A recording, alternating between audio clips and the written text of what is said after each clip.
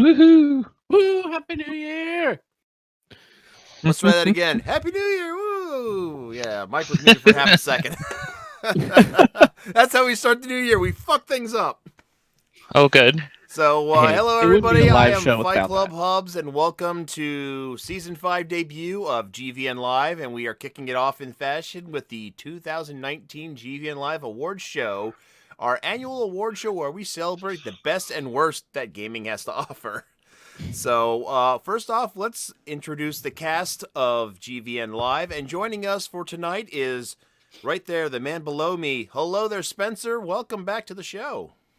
Hey, thanks for having me back, man. I'm excited to be on the big one.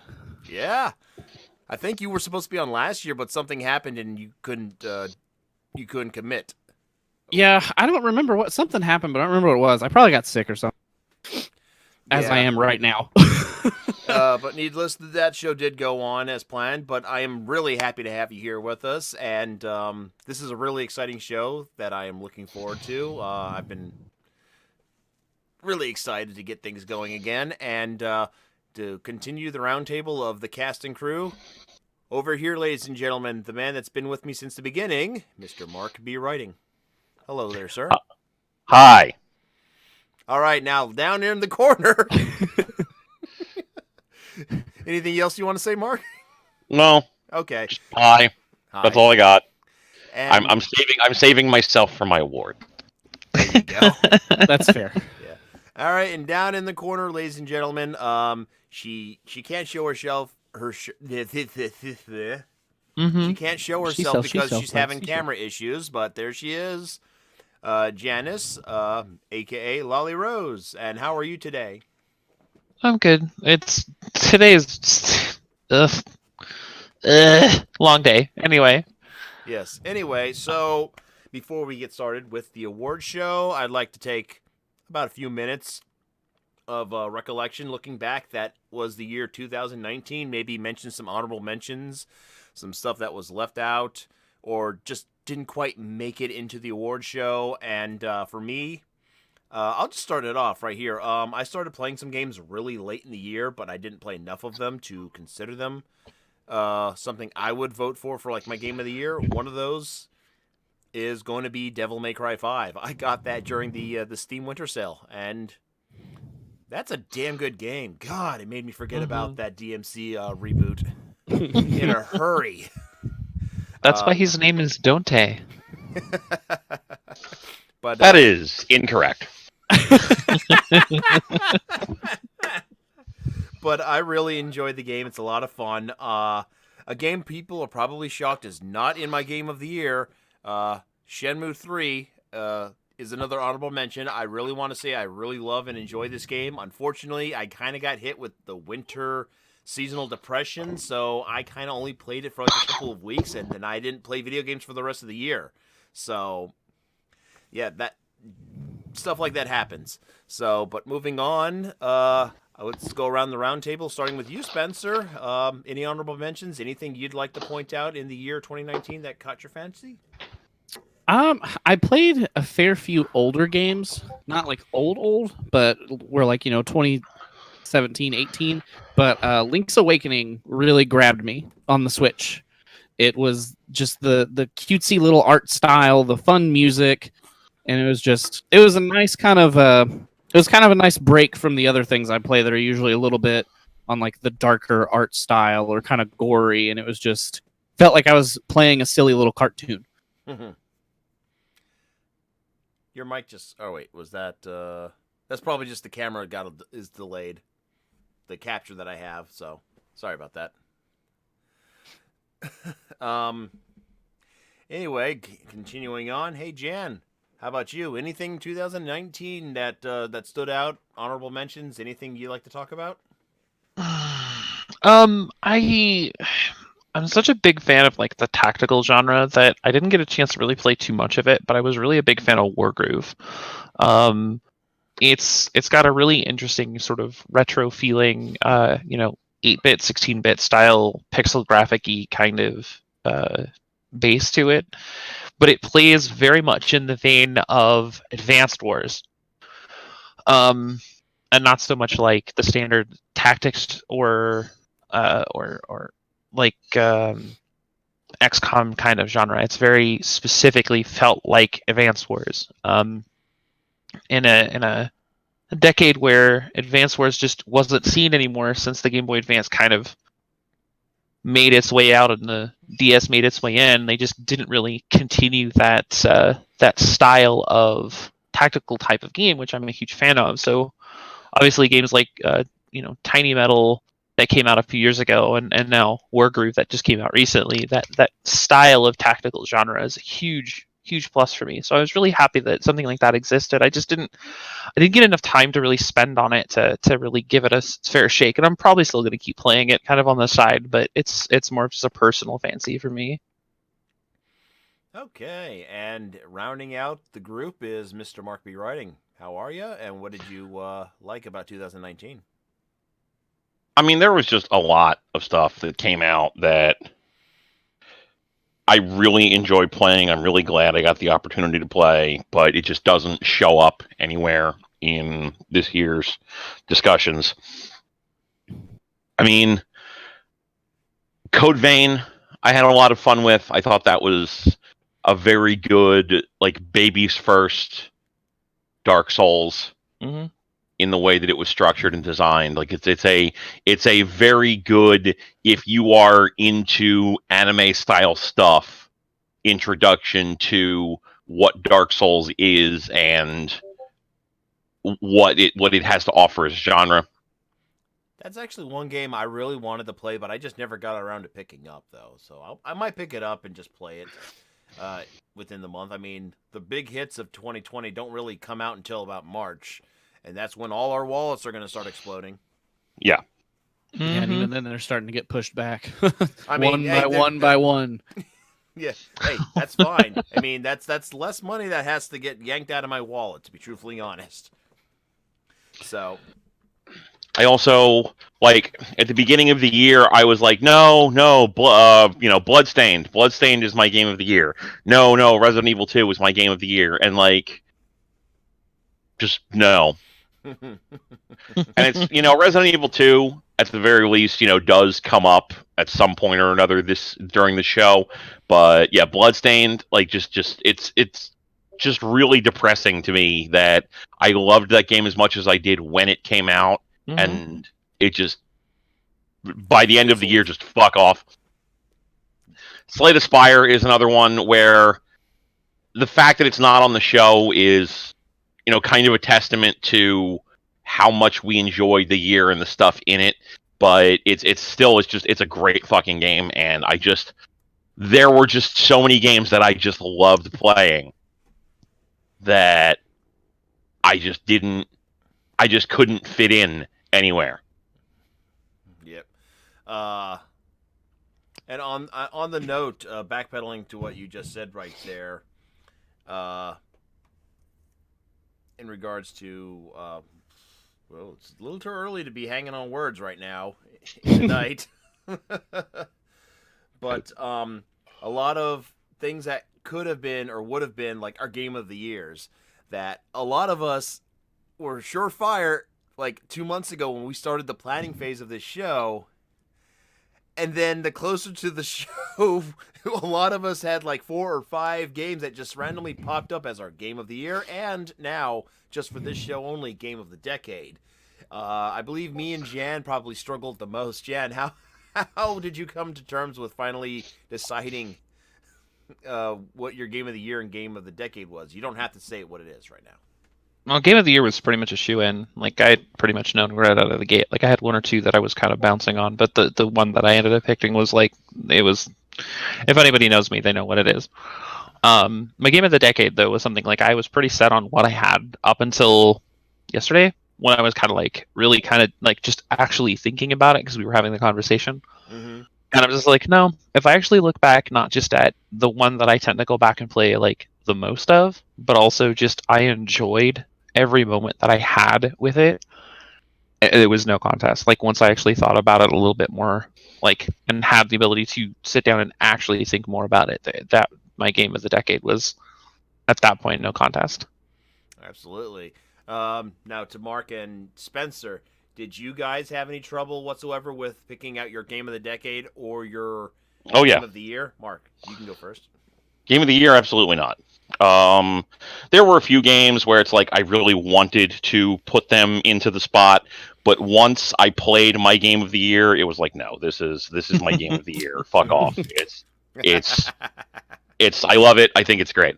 For game of the decade, there were several games that I sat on where it was I loved playing them. I had a lot of fun playing them. I thought they were, really really good games, but for me it kind of sort of ended up being a case of I picked the game that I think not just I enjoyed the most, but also the game that I think had like the largest overall net impact on gaming.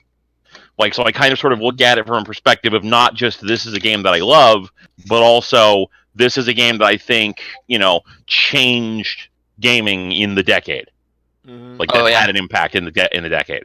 So because it was like trying to pick a game from what it was that I liked across the decades, like I had a list of games of the year for each of the different years, and it was like, fuck, which one do I pick? It was too much to really figure out.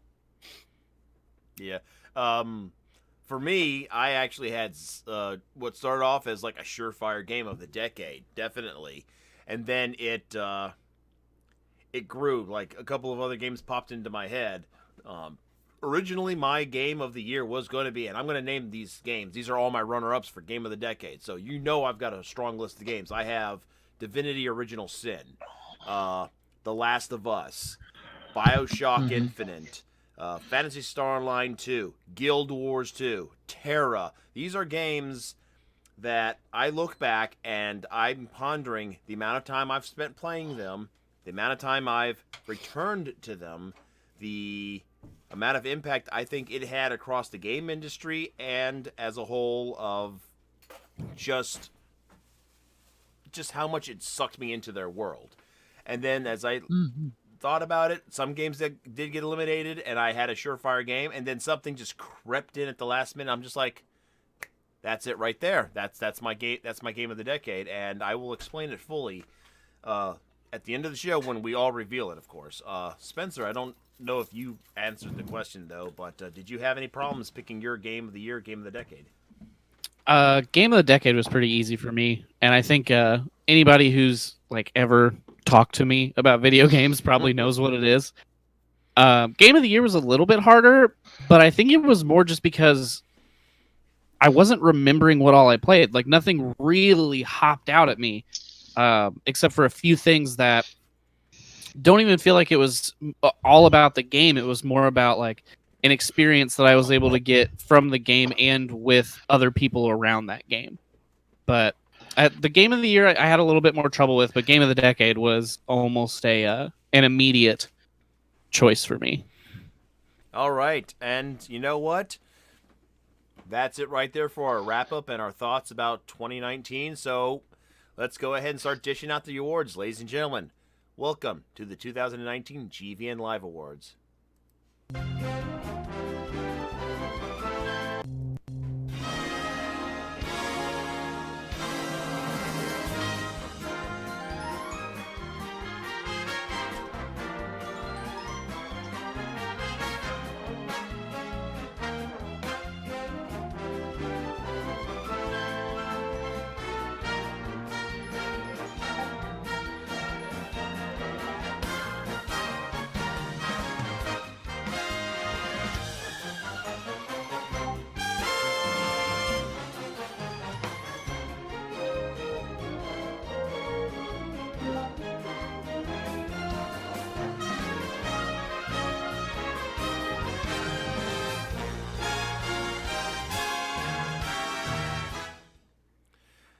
All right, so we're going to start things off with the first award of the night, and that is going to be going to the Asshole Status Achievement Award. And with that, I bring you to the presenter, Mark B. Writing. There are often many horrible assholes in a given year. This is just an indisputable fact. but this year sort of felt like it was just especially pronounced with the assholishness. There were just so many people that were just douchey this year. It was honestly kind of terrible, and it was almost difficult to pick one specific asshole for the asshole status achieved award. I don't really have like a transition here, so let's just go to the nominees and just be sad about how awful all of these people were this year.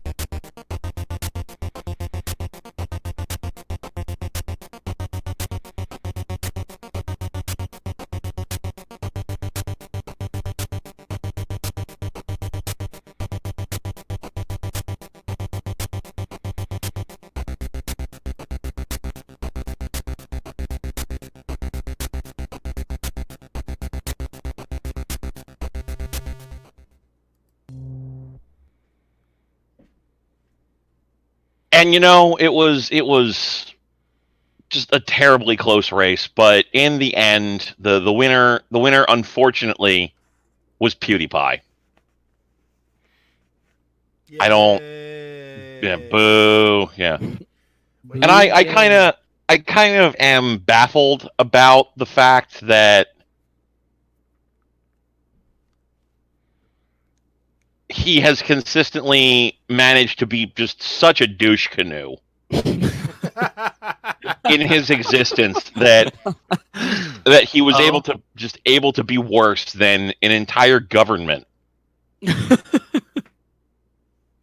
But just here we are. Like I don't have a big long speech like I did last year because listen, if you want a full listing of why, Felix whatever the fuck his last name is, Kilborn or whatever, is an awful piece of shit, just go back and watch that again. Just for this year in particular, just the things that come to mind is he one decided to quit Twitter, provided a 7-minute long video that was just him talking about Greek philosophy to explain this. He didn't actually explain why he was leaving Twitter, just 7 minutes on Greek philosophy. Also, he could make a virtue signaling joke.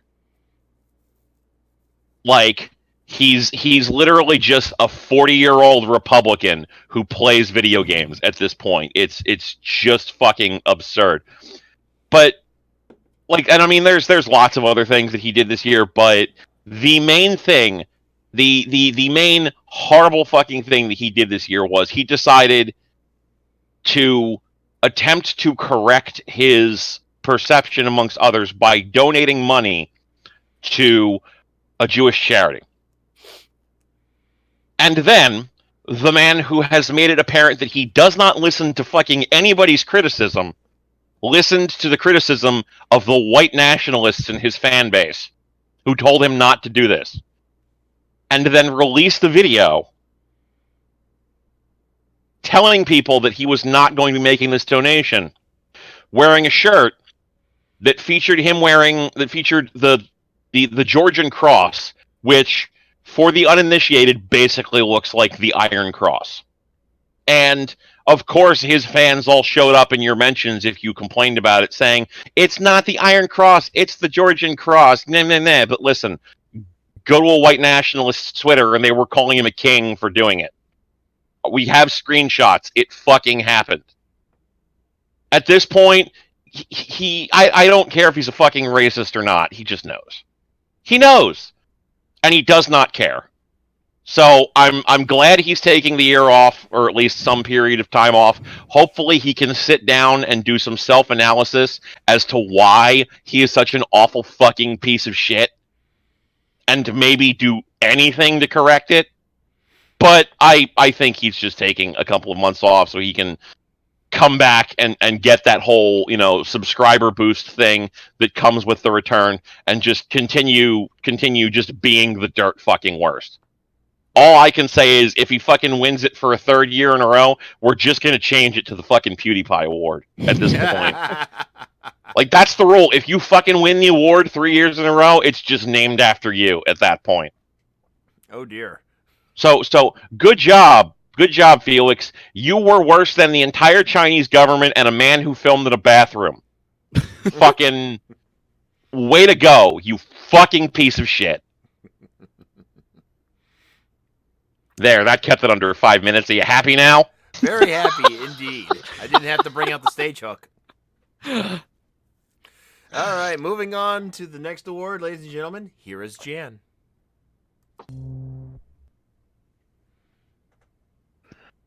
In a year filled with games that can hold you for hours on end with good story and amazing visuals and innovative gameplay, especially knowing that we're leading into yet another year of more of the same, if not better. Sometimes you get to these games, which are in this category for just 5 more minutes award, which is our award for a game that came out during the year. We played it for a while, put it down, and we said, you know what? I'm going to go back and I'm going to keep playing it. It really speaks to sort of the test of time as far as just within the year, knowing that not only did the games come out, but that you continue to go back to them more and more to continue to try to play them, even if it's just 5 to 10 minutes at a time, or one game here and one game there. So without further ado, here are the nominees for the Just 5 More Minutes Award.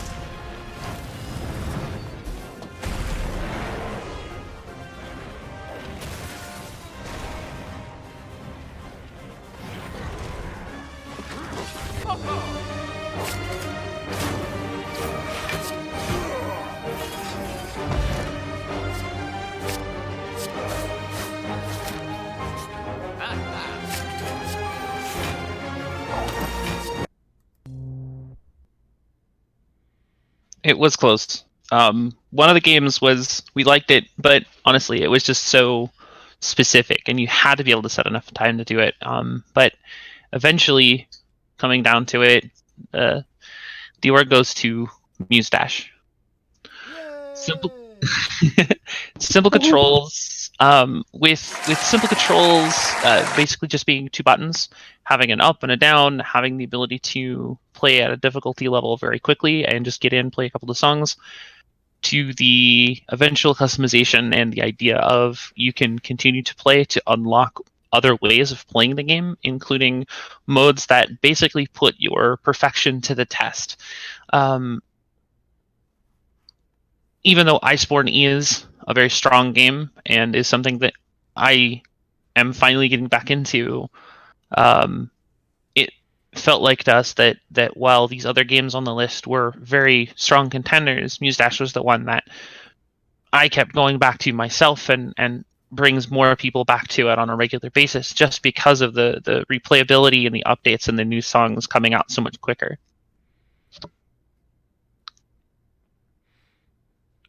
Alrighty, now moving on to the next award. Here is Mr. Pure Instinct. So every year there are a lot of games that get announced that get extremely hyped. And 2019 was absolutely no stranger to that. There were a lot of games that were existing franchises and some that were brand new IPs that were coming out. And I think this was one of the years where I saw people hyped up about games more than I'd seen them in the past. Twitter was full of it. There were YouTube videos trying to figure out what some games were going to be about and discussing every little intricate moment of a trailer for the entire year, really. And I think there were a lot of games that got really hyped up. And I think we can head over to the nominees so that we can finally tell you what was the most hype game of 2019.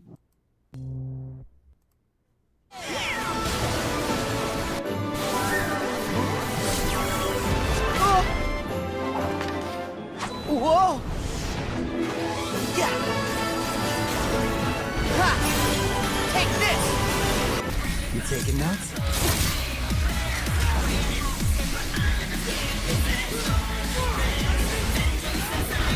Yeah, he's a real pro at smacking demons around. That's why I built him that well-functioning arm. To kick demon ass.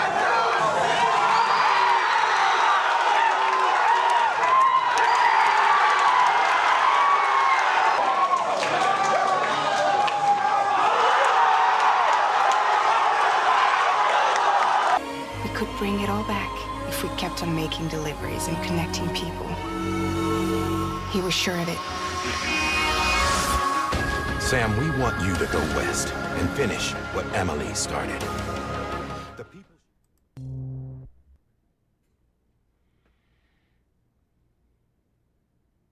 So we had plenty of games that were returning franchises. We had some returning from years and years of no entries.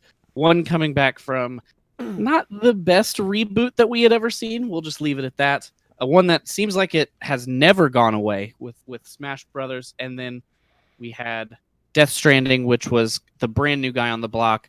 And without further ado, the award goes to Death Stranding. I think that one kind of seems almost a little obvious to people because it had everything for the perfect storm of hype. It was from Hideo Kojima. It was brand new. He kept it so under wraps that no one knew what the game was almost up until right before launch or even at launch, it seems like. So it makes perfect sense that Death Stranding would be the all aboard the hype train winner of 2019 without a doubt. I mean, he kept us interested in a game that we knew nothing about for the entire time up until the day it released. And I don't know what would be a better way to win a hype train award than keeping people hyped when they don't even know what it is. So whether you liked Death Stranding or not, or any of the other games, that was the hype train of the year award. And we're going to pass it over to Robert now for I can't believe I'm holding this. So, last year alone, there was well over 13 crowdfunded games that were released. Games through Kickstarter, Indiegogo, and other sources, as well as smaller companies that had to get external funding through other means because they just ran out of money pretty quickly. And the fact that a lot of these games came out last year was just mind-boggling. But there were some that we just weren't even sure if they were ever going to come out or if they were just going to get pushed back again or if they were just going to be canceled, as so many other crowdfunded projects have done so many times before. And it's really nerve-wracking, you know, when someone like yourself or myself invests in the development of a game, because you have that fear, again, of the game either just never coming out or ending up like Mighty Number 9. So, without further ado, here is our brand new category. I can't believe I'm holding this award, and here are the nominees.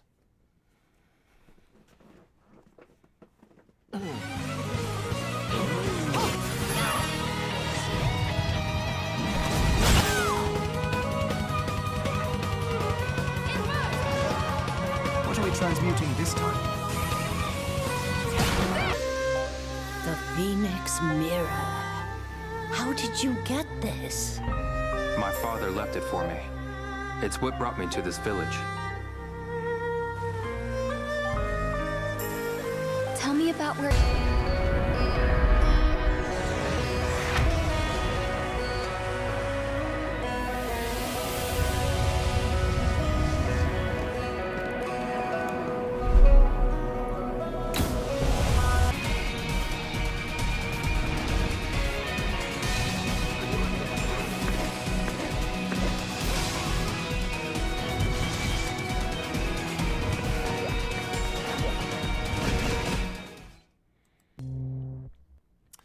So, the I can't believe I'm holding this award literally translate to just that. I can't believe I'm holding this in my hands.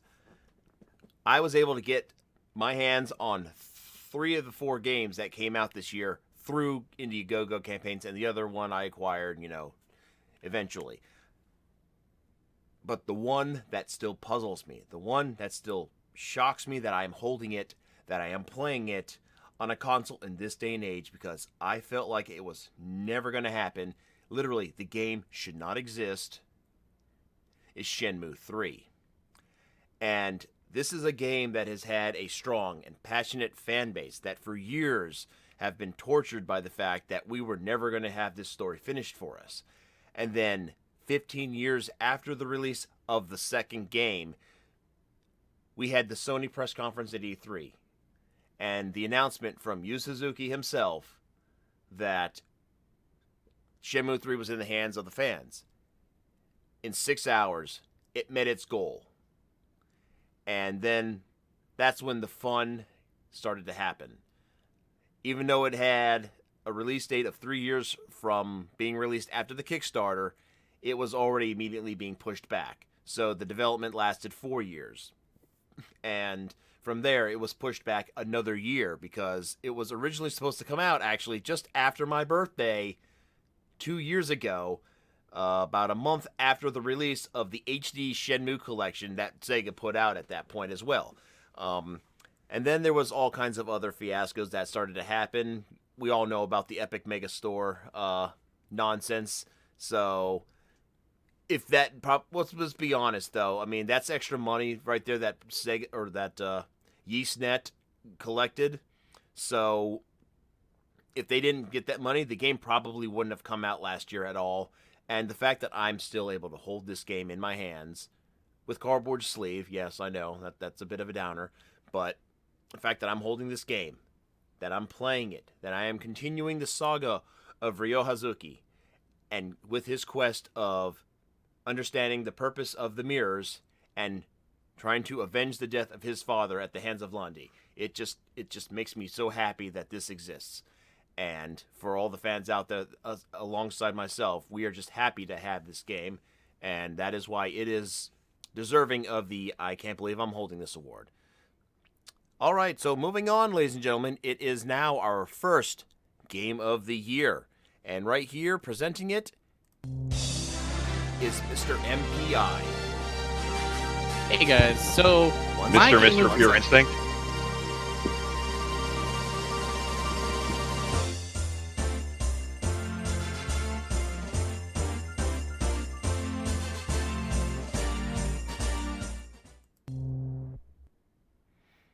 all right, guys. So my game of the year was the Resident Evil 2 remake. I was a little bit on the fence of calling this my game of the year since it was a remake, and I know some people consider that not to be included. It's a whole thing. But for me, it was the first time I ever got to play this game. I don't think that it's any surprise to you guys that I'm a little bit on the younger side. So the original game came out when I was a young kid. It was an original PlayStation game, and there was no way that I was going to be able to get into that game when I was younger. So when the remake came out, and some wonderful people, Mark being included, actually purchased it for me for my birthday, I played it on stream and finally got to dive into some of the older Resident Evil games after playing the newer titles like Resident Evil 5 and Resident Evil 7 and loving both of them. So being able to hop back and play this original game was a blast for me. And I know that a lot of people say that there are differences in the original and the remake, which makes sense as technology has upgraded. We add new things to the game. But being able to play this for the first time was great. Again, like I said, I love the newer installments in the franchise, so being able to kind of see the roots of it was really fun for me because I'm a huge horror fan. So being able to play what kind of started these horror franchises really was great. We did so many tofu runs, and I never made it through it, but I'm not giving up. I'm still gonna go back and get through that eventually, no matter what it takes. And I know the first time that I saw Mr. X, it was terrifying. And most games typically won't scare me that much, but that was one where as soon as I saw him and heard that like first big boot stomp that you hear of his with a little bit of the chain in there and just like a thud, I was on edge the entire time that I could hear that. Even knowing like I was in a safe room, I could hear him walking outside. I was still like on the edge of my seat, just waiting for him to burst through the door and grab me by the face and just like slam me to the ground like he does. And just finally getting to play some of these older games and experiencing it with the newer updated graphics really pulled me in more, I think, because the more pixelated graphics sometimes aren't as scary just because it doesn't feel real. But looking at something that looked as good as this game, almost like you're just watching a television show or a movie, it was terrifying. But the Resident Evil 2 remake was my game of the year, like I said, mostly for being able to finally experience it for the first time. I had heard so much about the older Resident Evil games that I needed to play it. So as soon as they announced it, I was excited to get into it. And I'm actually really looking forward to Remake 3 that's coming out this year too. All right, moving on. We now go back to Mark B. Writing for our favorite award.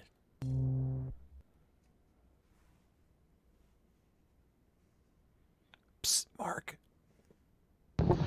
Is that really our favorite award? Can we Not take really, a I poll just with that? thought Is that scientific? Well, I guess Maybe, possibly. Anyway, so now it's time for the I feel dirty for playing that award. And I want to be clear, I don't, and I don't think you necessarily should feel bad about the games that you play or feel dirty for playing a particular game. So this isn't meant to be a condemnation of the games in question. Love what you love, enjoy what you enjoy playing. This is just meant to point to the games that are the most questionable that come out in a particular year. You know, the games that are the most tittied or the most abnormal in some capacity or another. And even when other awards come and go, there are usually a pretty good amount of just tittified games that just come out every single year for us to peruse for this award. And this year is no exception. And with that, the nominees are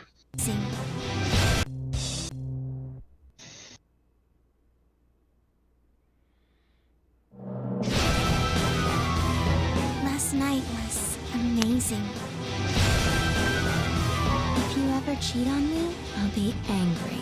You still doing the two-time and tango? Don't say it like that. It wasn't on purpose. Man, woman, boxer, kung fu. Dead or alive, I do feel better.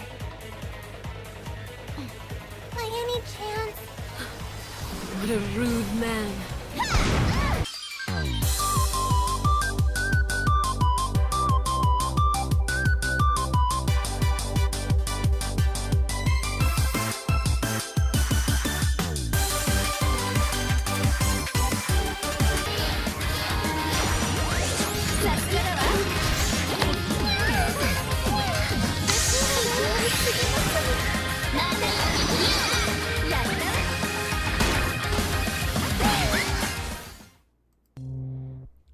This video got demonetized even before it hits YouTube.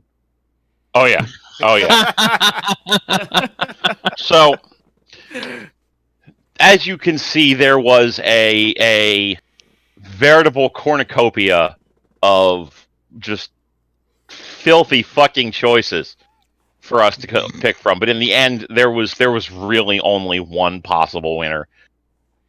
I love you, Colonel Sanders. The horniest fucking game I have ever seen for a goddamn fast food mascot.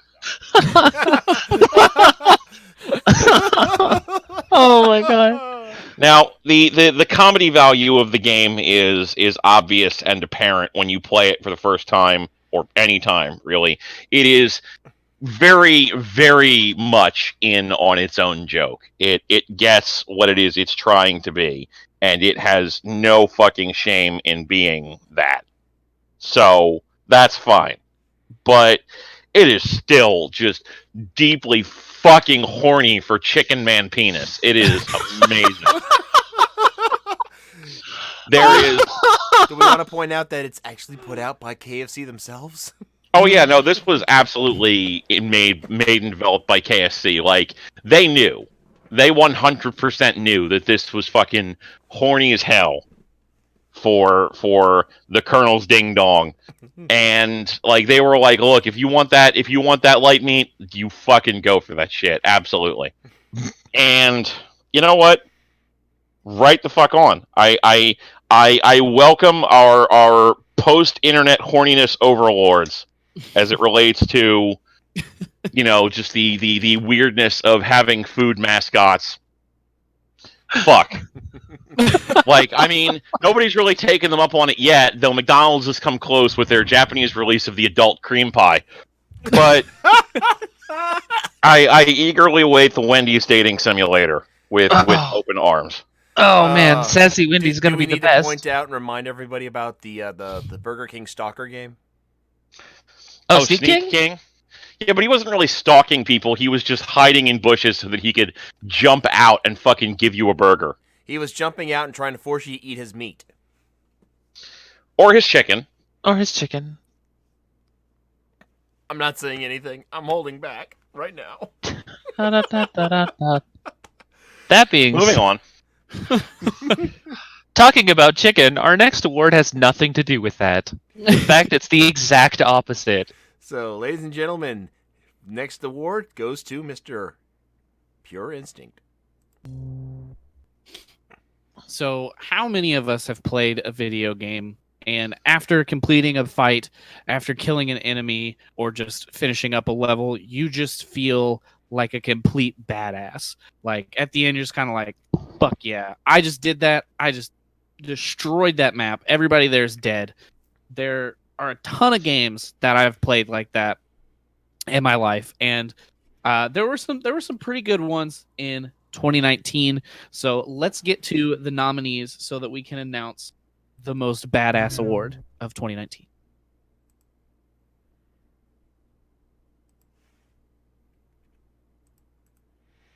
It worked. Yes, it did. There it goes. You taking notes?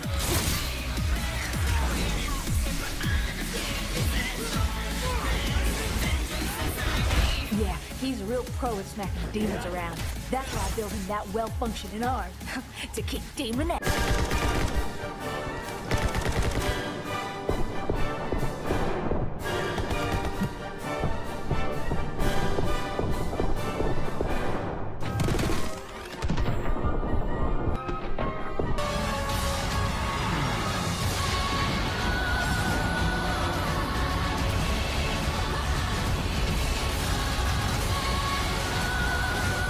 Why? You know why. Homing rocket gun, bullseye! Vortex cannon, see ya! Graviton tether. Have you two met?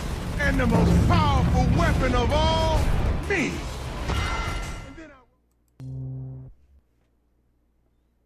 And the winner of the Badass Award for 2019 is Devil May Cry 5.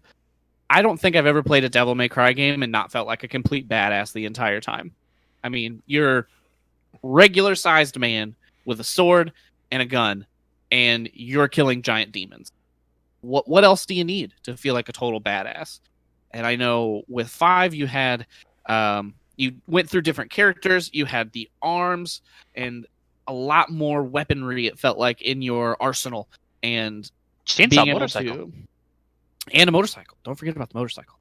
Yeah, and And just that being intro. able to like Don't forget that intro.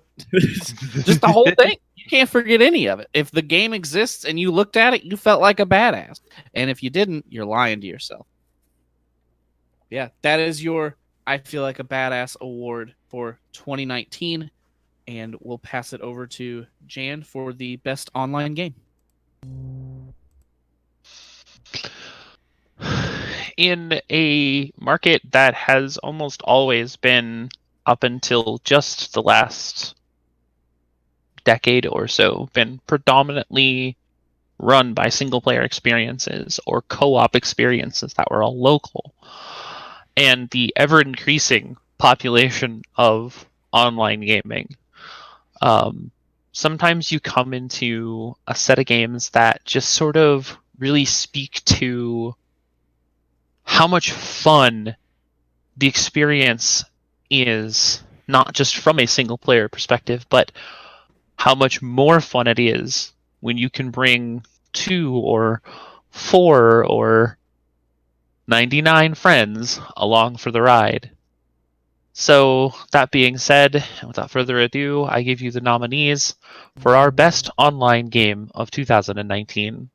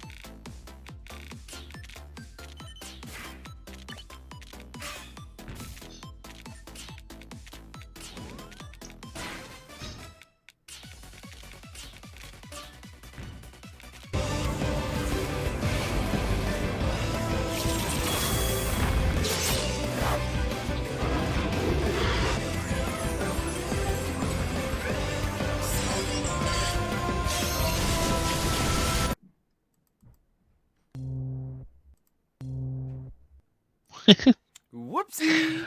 Oh, oopsie, sometimes you get a little happy on those buttons, but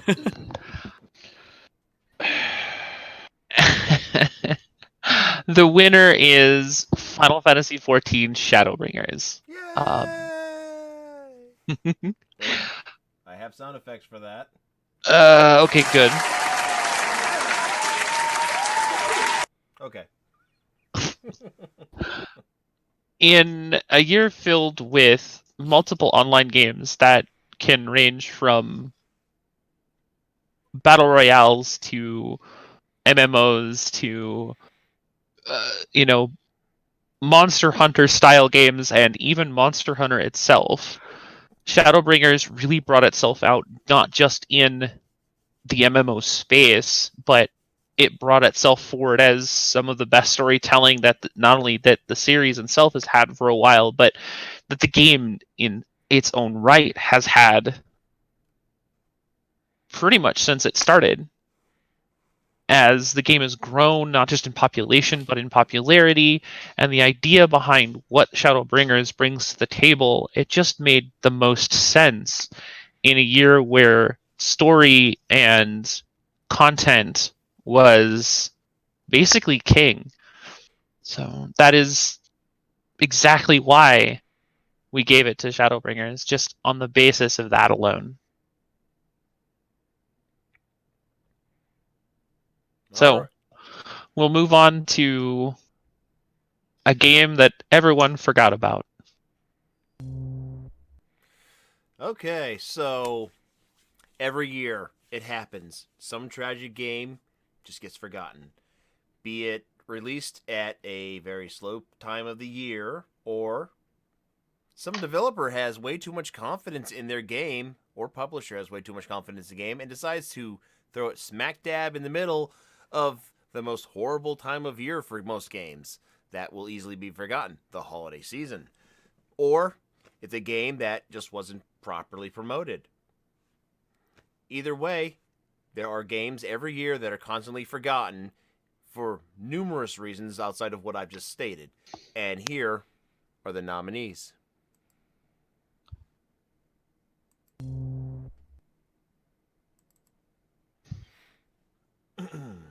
They need your help, and you are here to give it to them.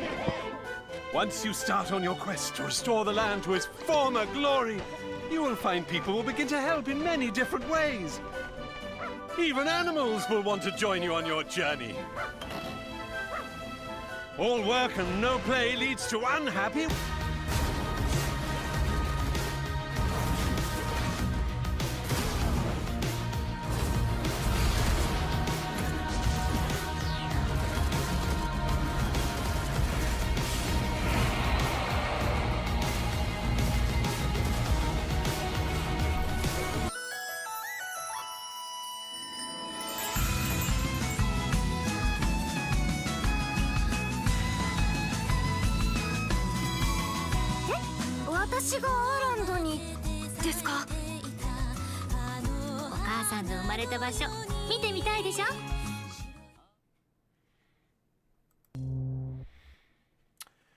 So, it is with, a sad heart that I have to announce the biggest loser of the Forgotten Games Award.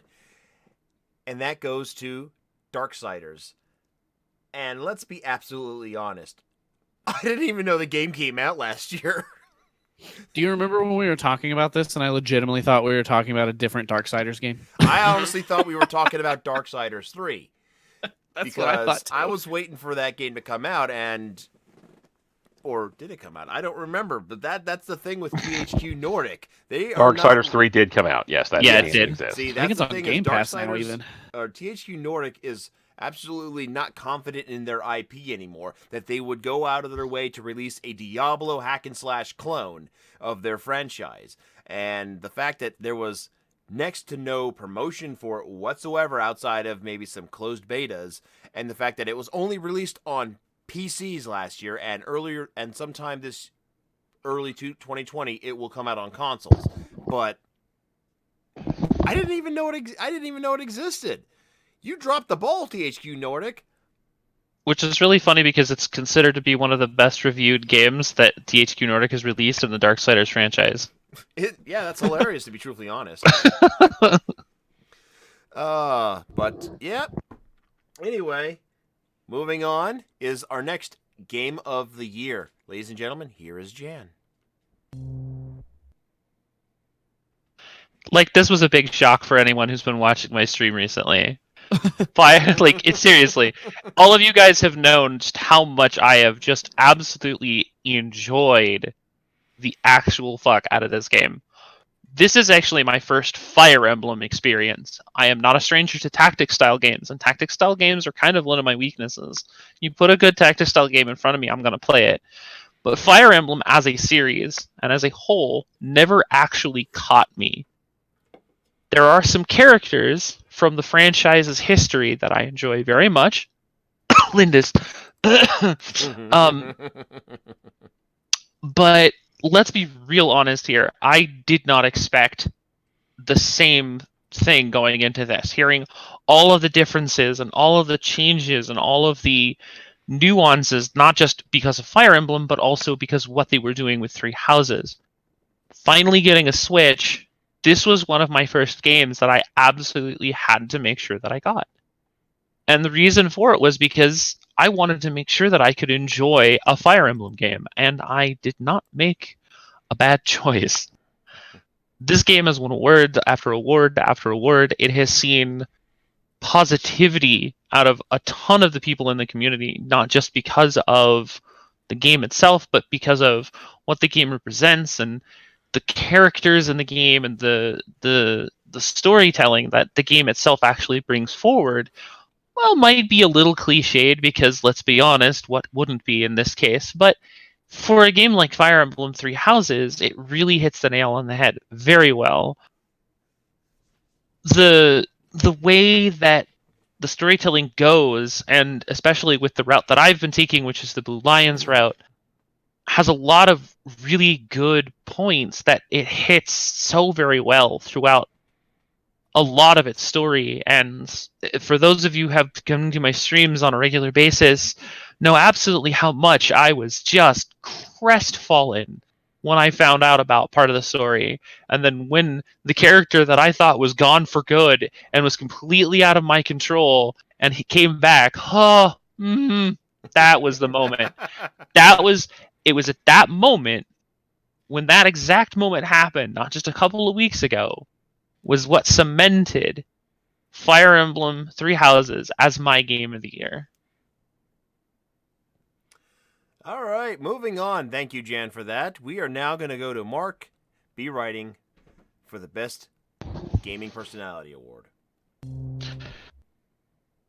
Let it never be said that we focus in on the negative aspects of the community in which we inhabit without trying to elevate the more positive presenters of SAM.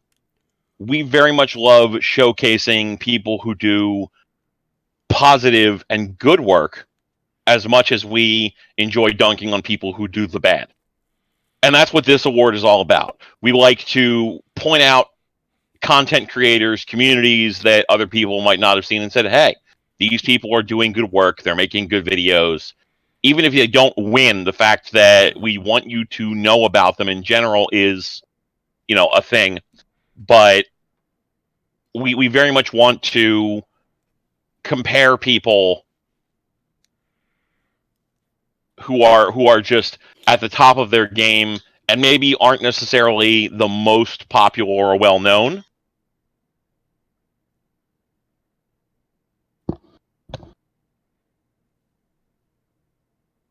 You all right there, Mark? And with that being said, here are the nominees.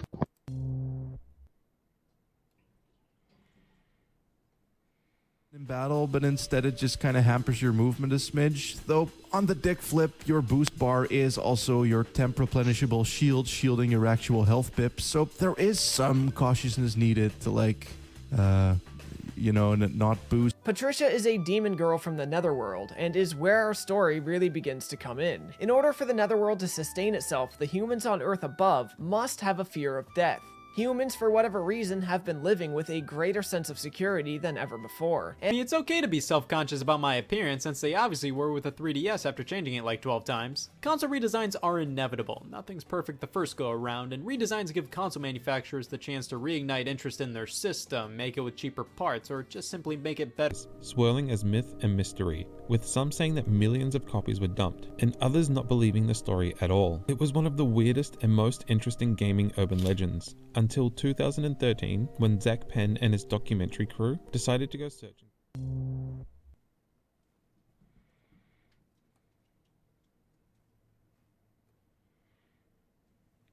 Psst, you're up. Sorry. And again, this is a great listing of luminaries across the board here.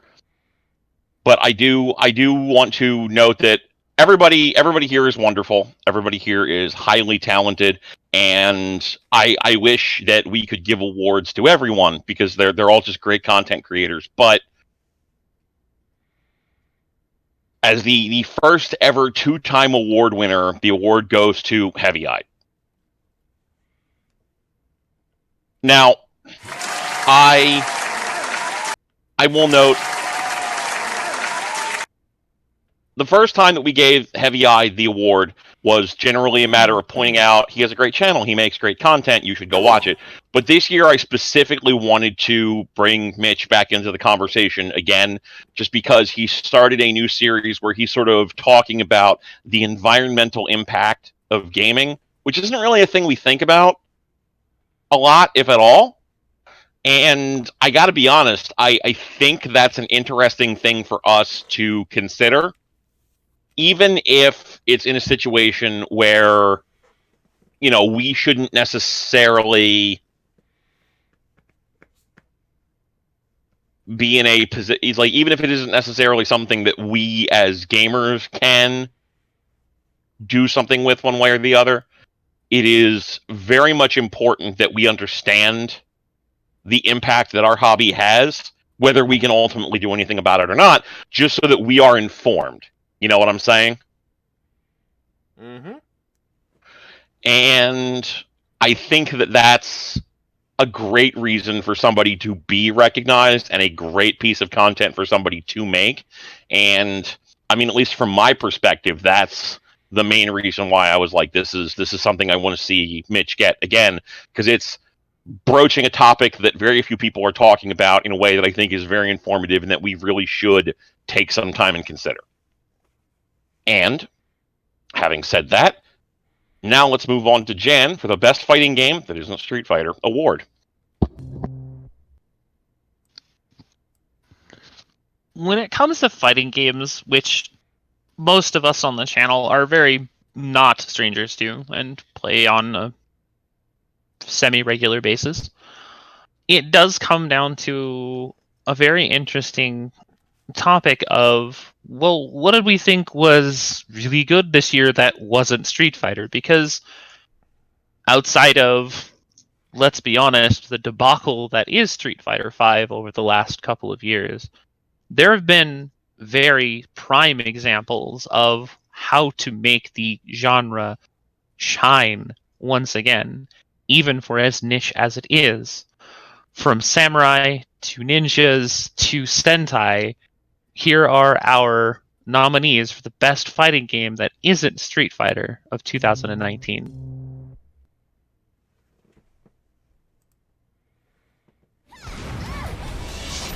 I've neutralized it.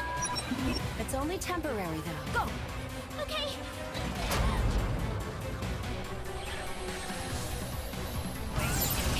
Rhino has been reborn.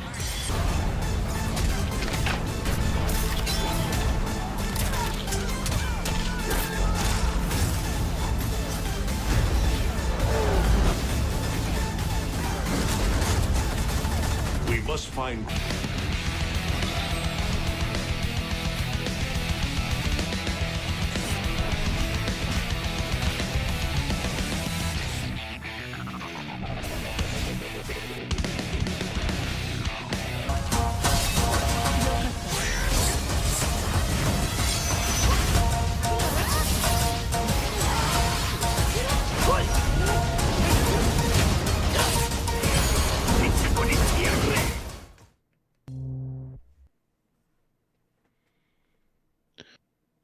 Everything kind of culminates every year to point towards a game that makes the most sense. And in this case, it was actually kind of difficult because of the games that released this year, they were all very pretty. But the ultimate winner was Power Rangers Battle for the Grid. Let it not be said for what it is and for what it's worth that Marvel 3 style gameplay is king, with the fact that last year might have been Smash Brothers, but we also had, Dragon Ball Fighters and a couple of other games that tend to have a lot more awards. NetherRealm, knowing that they have some of the prettiest looking blood in the market. Sam Show definitely gave Mortal Kombat a run for its money with the fact that it went back to its very early roots in the original pair of Samurai Showdown, like 1 and 2 style gameplay. Very simple, 1 and 2 attacks, win a game. That's how that worked. But with Power Rangers Battle for the Grid, a small independent company got a license that most people never thought anyone could get outside of television and games, not games, but like toys. This small independent group of individuals from within the fighting game community created this game to absolute hysterics. Like, there are so many people that enjoy Power Rangers more than anyone thought they would. They've created a world tour for the game for 2020. And it's officially backed by Saban. Nobody saw this coming. So to see that this tiny little studio came up with something that ended up A, getting the license, and B, the backing of the company that owns that license, to continue not only to create content for the game, but to create a world tour and put up prize money for this game really speaks to just how passionate and how good Power Rangers Battle for the Grid ended up being. Now, while we're on the subject of how pretty a game looks, we're going to step over to Robert for the excellence in artistic merit. So, when it comes to artistic merit, we're not just really talking about graphics per se. We're talking about graphical style, presentation, musical environment, everything that can encompass the game that allows you to get sucked into the world more. And we have quite possibly a very unique set of games in this year's Artistic Merit Award. And it may surprise you as to which game really wins out here. So, without further ado, here is the Artistic Merit Award.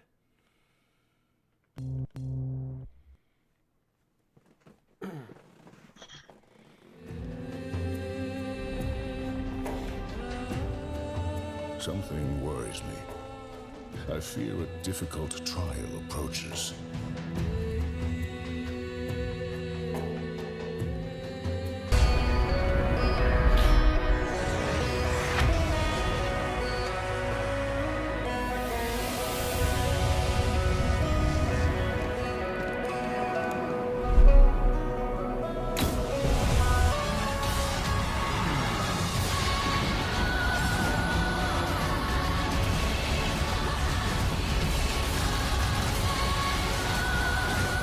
Why?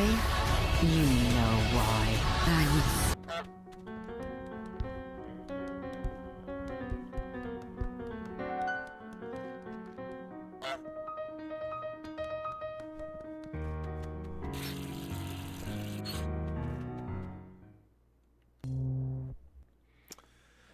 So let's talk about the games that we have listed here. The Outer Wilds. The environment and the way the game plays out is very breathtaking. It's constantly evolving because pretty much the plot of the game is, hey, you gotta save yourself in 22 days or the world's gonna go boom.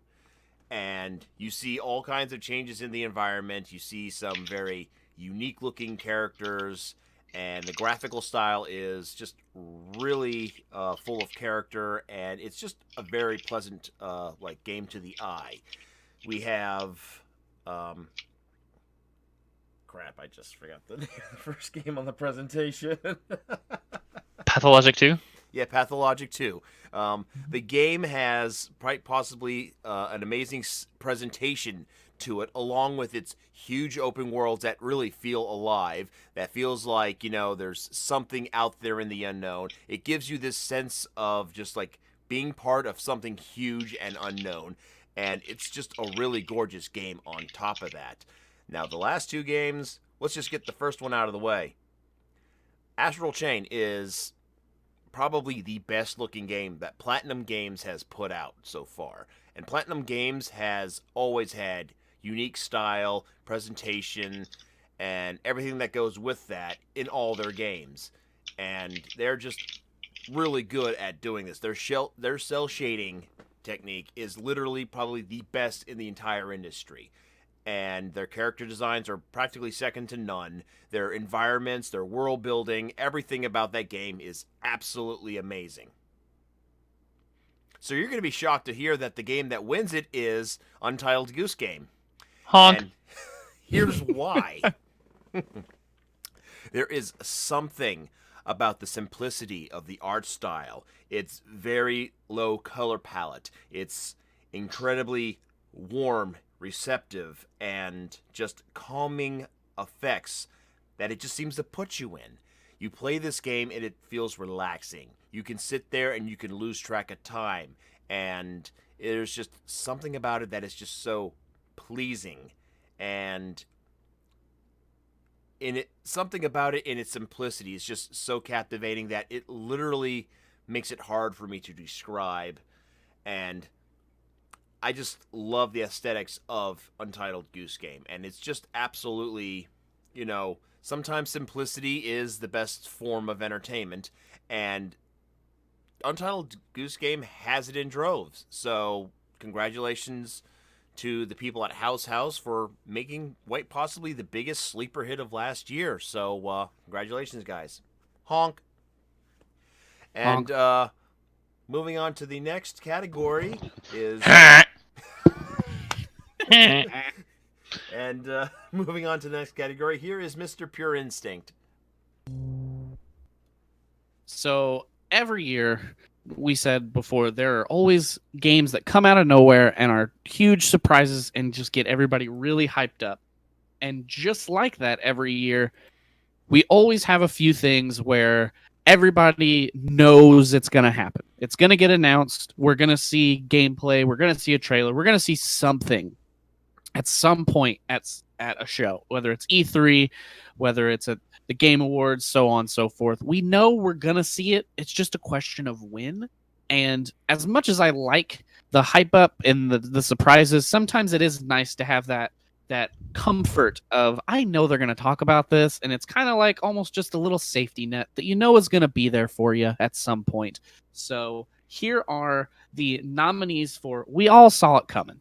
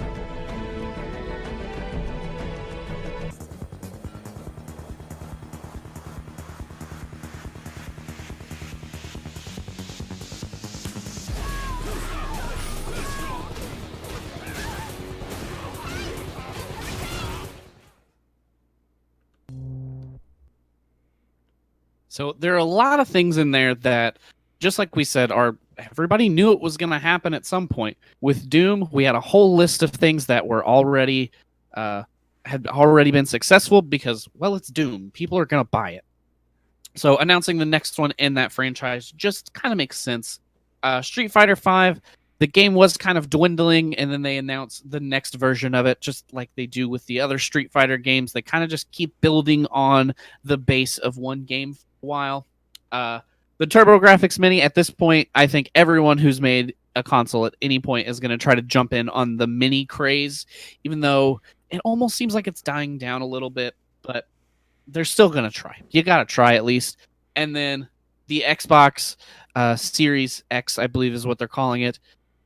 We knew it was coming. We knew that the cycle of the Xbox One and the PlayStation 4 are coming to an end. So at some point, these consoles have got to get announced so that they can get them out next year and make sure they make all of that money for when everybody wants it for Christmas. And the winner for this award goes to Xbox again. Like we said, the Xbox, we knew it was coming. They've been teasing it. There's been rumors. It's at the end of the cycle. We have a new Halo game coming out. If you're a Halo fan, you know that usually means that there's a new console coming. If you've kind of looked at the path of the Halo games, it's typically a pretty big launch title. And after Halo 5 and them trying to kind of revitalize that franchise, it really makes sense for it to be a big launch title on the newest Xbox that comes out holiday of this year.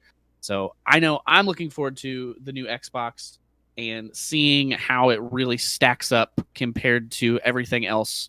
I can listen to them say how many teraflops and whatever else it has, but until I see how it performs, it's hard to really believe them with all the red rings, all the problems that were with the Xbox One and the Kinect, if we remember those. So I'm excited to see what it's going to be, and mostly just to see how it stacks up with everything else, but we all knew it was coming.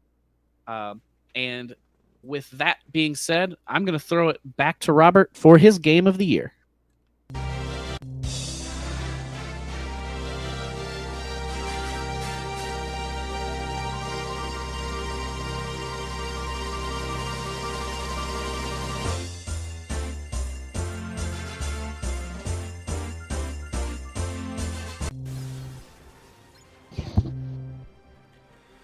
All right, so this is actually kind of a shocking one for me because it took me a long time to figure out what my game of the year was, along with my game of the decade. And when I come down to it, Kingdom Hearts 3 really was the best game I think I played this year. I was just really happy with how everything turned out in the game. How it pretty much just got so many of the side games, like stories, all interwoven, how they just finally managed to end some of these storylines, and just all around great characters that I've been in love with, since the first game, since, 352 by 2 days, Dream Drop Distance, all these games have been culminated into this one massive game that they released us at the beginning of the year. It's also easily one of the best looking games I've played this year. I mean, yeah, it didn't get nominated, but still, I mean, the amount of effort and work that went into the animation to recreating all the Disney Pixar worlds was just absolutely mind-blowing. Just seeing the pixel perfect, worlds of Toy Story or Tangled and all these other wonderful places that you've been to. I mean, granted, I don't think I really needed to go to Mount Olympus for the 9th time, but, it's whatever. It actually looked amazing. The gameplay aspect of it was just probably some of the best I've ever enjoyed as well. The magic system is incredibly chaotic but fun. Being able to, do my transformations was a lot of fun as well. Donald's still useless. Everything else is just, the music is great in this game. I mean, it's not the best song from Utada, but at the same time, I mean, it got the job done. It got me right here in the feels. I don't know how Don't make fun of my dumb duck son.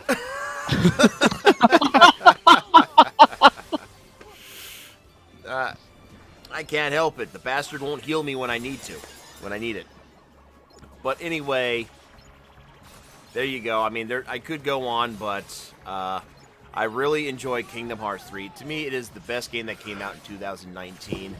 And with that, we are now going to go on to the Santa Hates Me Award, being presented by Mr. Mark B. Writing, which is also known as the Worst Game Award. So here you go, Mark. So,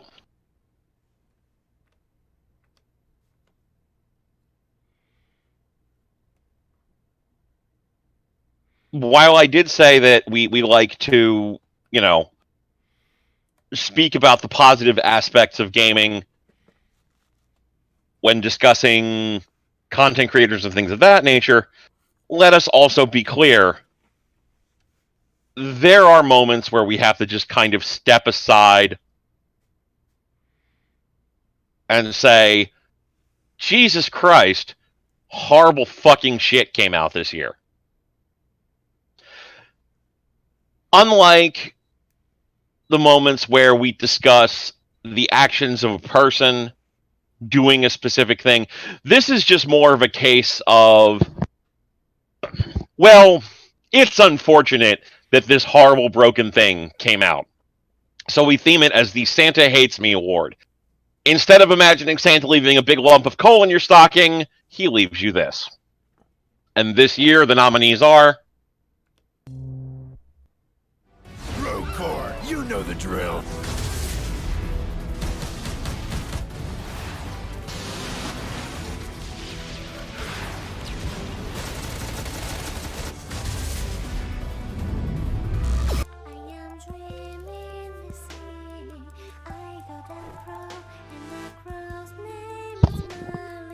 She has no wings, she has never held my bird. She is the worst red.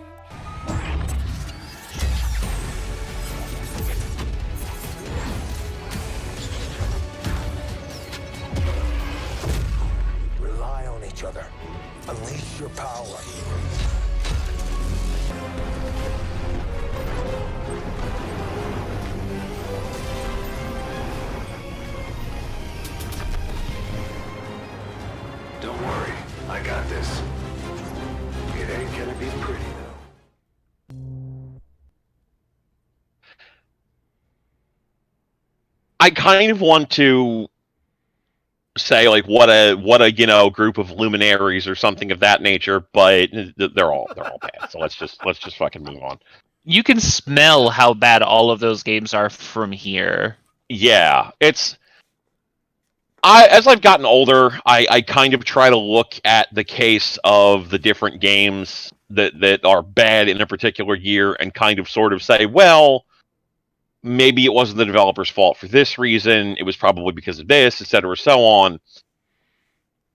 But the game that won this year, Anthem, I think is just the most depressing and sad release that has come in a while. I wanted it to be so good. At the beginning of the year, I was distinctly like, I do not want to play this game. I'm not going to enjoy it. I know I'm not going to like it, etc.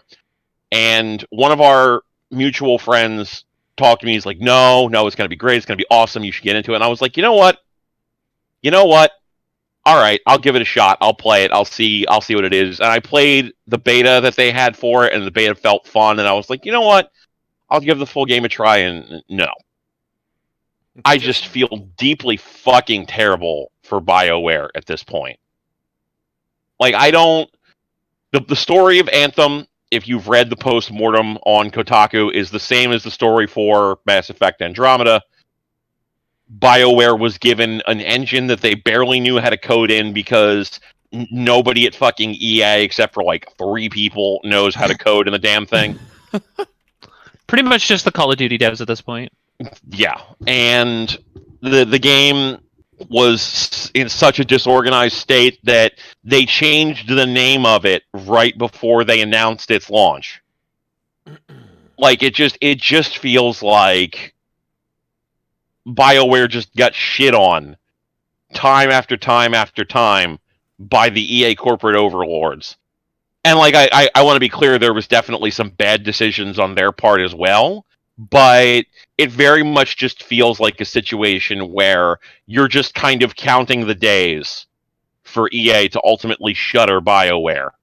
And it's just so fucking sad and depressing to see a game with so much promise from a developer with so much potential just come out and be this. I don't have anything to say about it. Like, it sucks. It sucks, and it's sad that Anthem is just Anthem. It's just depressing and terrible, and I fucking hate it. I fucking hate it. And now, with that having been said, to continue the theme of suck, let's move on to the Good Job Breaking It Hero Award with its presenter, Ms. Jam. Oh boy, this year, 2019 was a year of just start to finish between personalities and companies just putting their foots so far up their own asses they could probably use themselves as puppets. Things changed and happened, and it wasn't good for anybody involved. It wasn't good for the companies involved. It wasn't good for the personalities because of the companies involved. So that being said, as Nate would say, these companies all gave themselves the full hands. Yep. So without further ado, open wide, it's the Good Job Breaking It Hero Award for 2019, and the nominees are...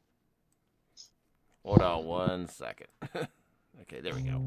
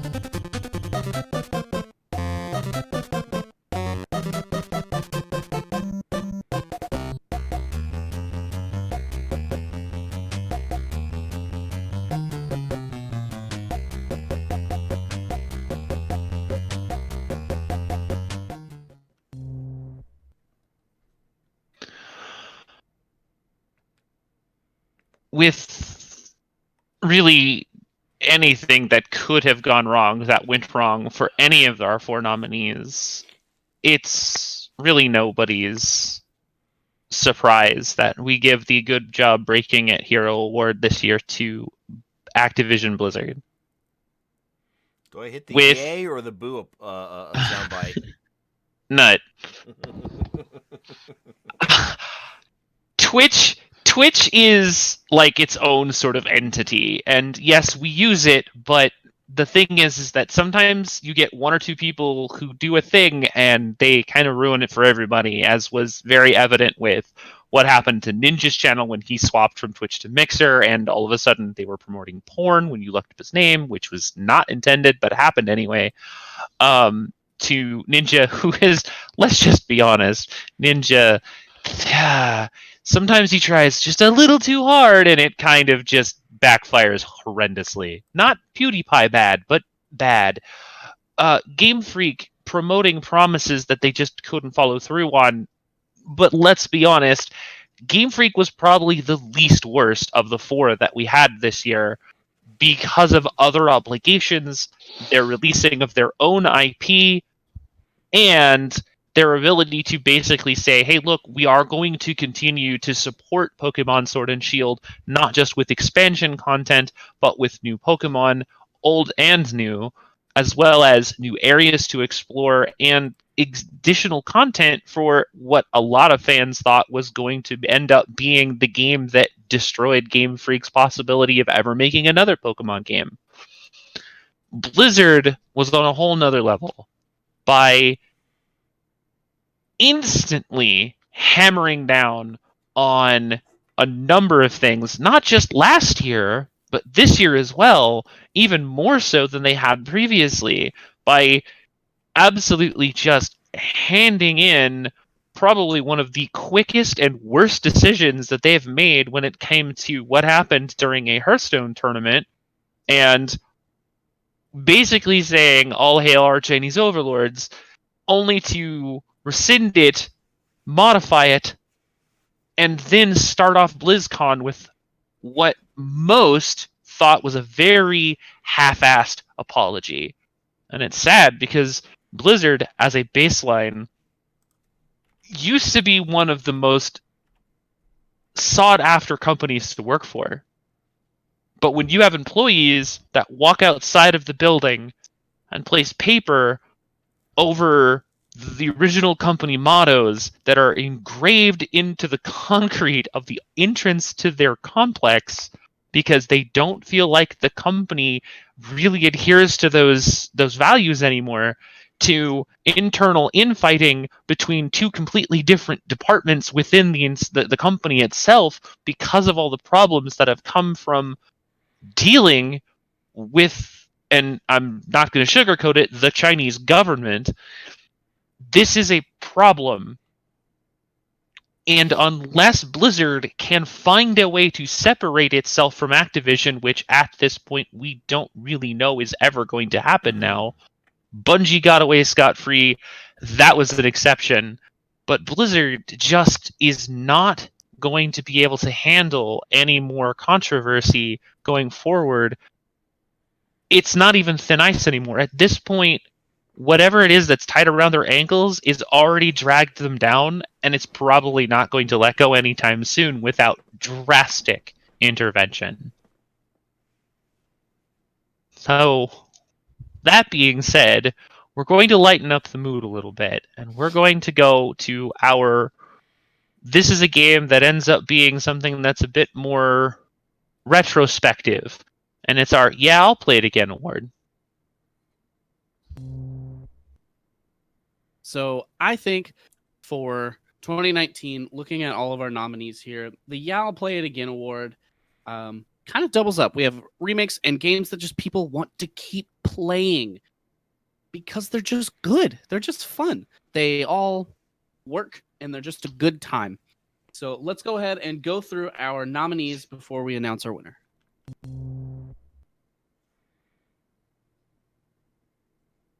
Chased by something crazy. What exactly do you want? I don't know. I mean, who knows what'll happen in the future? We all have the same fate here. If you don't want to die, you've got to climb. No, this is just a nightmare. The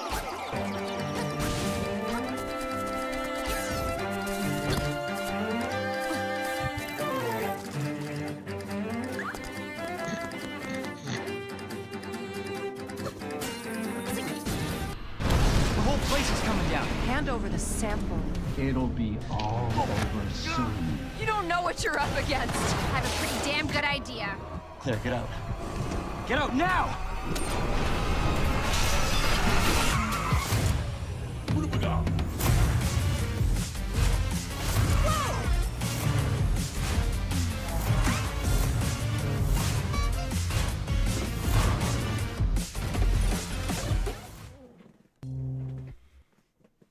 So, without further ado, our winner this year, for all y'all play it again, is Resident Evil 2.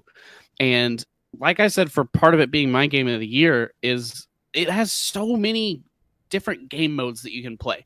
You know, even just the story, you basically go through it 2 times with each character, because everything's happening simultaneously. You've got the tofu runs if you're trying to make it through those ridiculous running through zombies as a piece of tofu with nothing but a bunch of knives.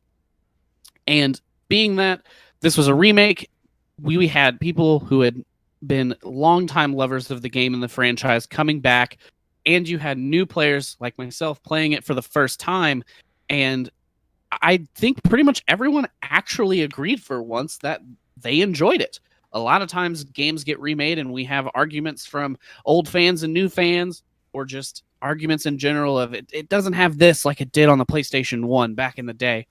But I don't think I heard any of that from our Resident Evil 2 remake. And for that, it gets the Y'all Play It Again award, because even now, a year later in 2020, I'm still talking about going back and trying to finish those tofu runs. And I'm going to do it, no matter how long it takes. But let's throw it back to Robert for the Konami Award for Excellent Failure. So, the last award category is a very special one. We named it after a company who has consistently sucked for many years, that being Konami. And it's not just any kind of sucking, like, oh, bad game releases and whatnot. No, this is continually making bad decisions on a corporate level and then just pissing off your fans. Like, suddenly deciding, you know what? We're done making God of War Castlevania games. We're going to just stick to pachinko. And, well, let's put it this way. The games and companies that you're about to see are very, very special select few. Here are the nominees.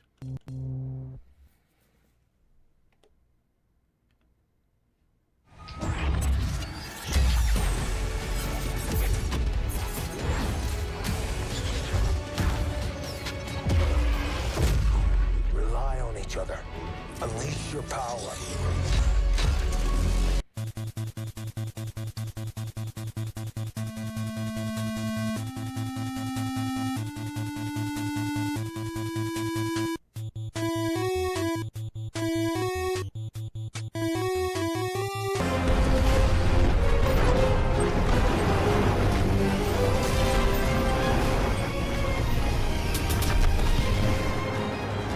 Don't worry, I got this. It ain't gonna be pretty though. Country roads, take me home to the place I belong, West Virginia.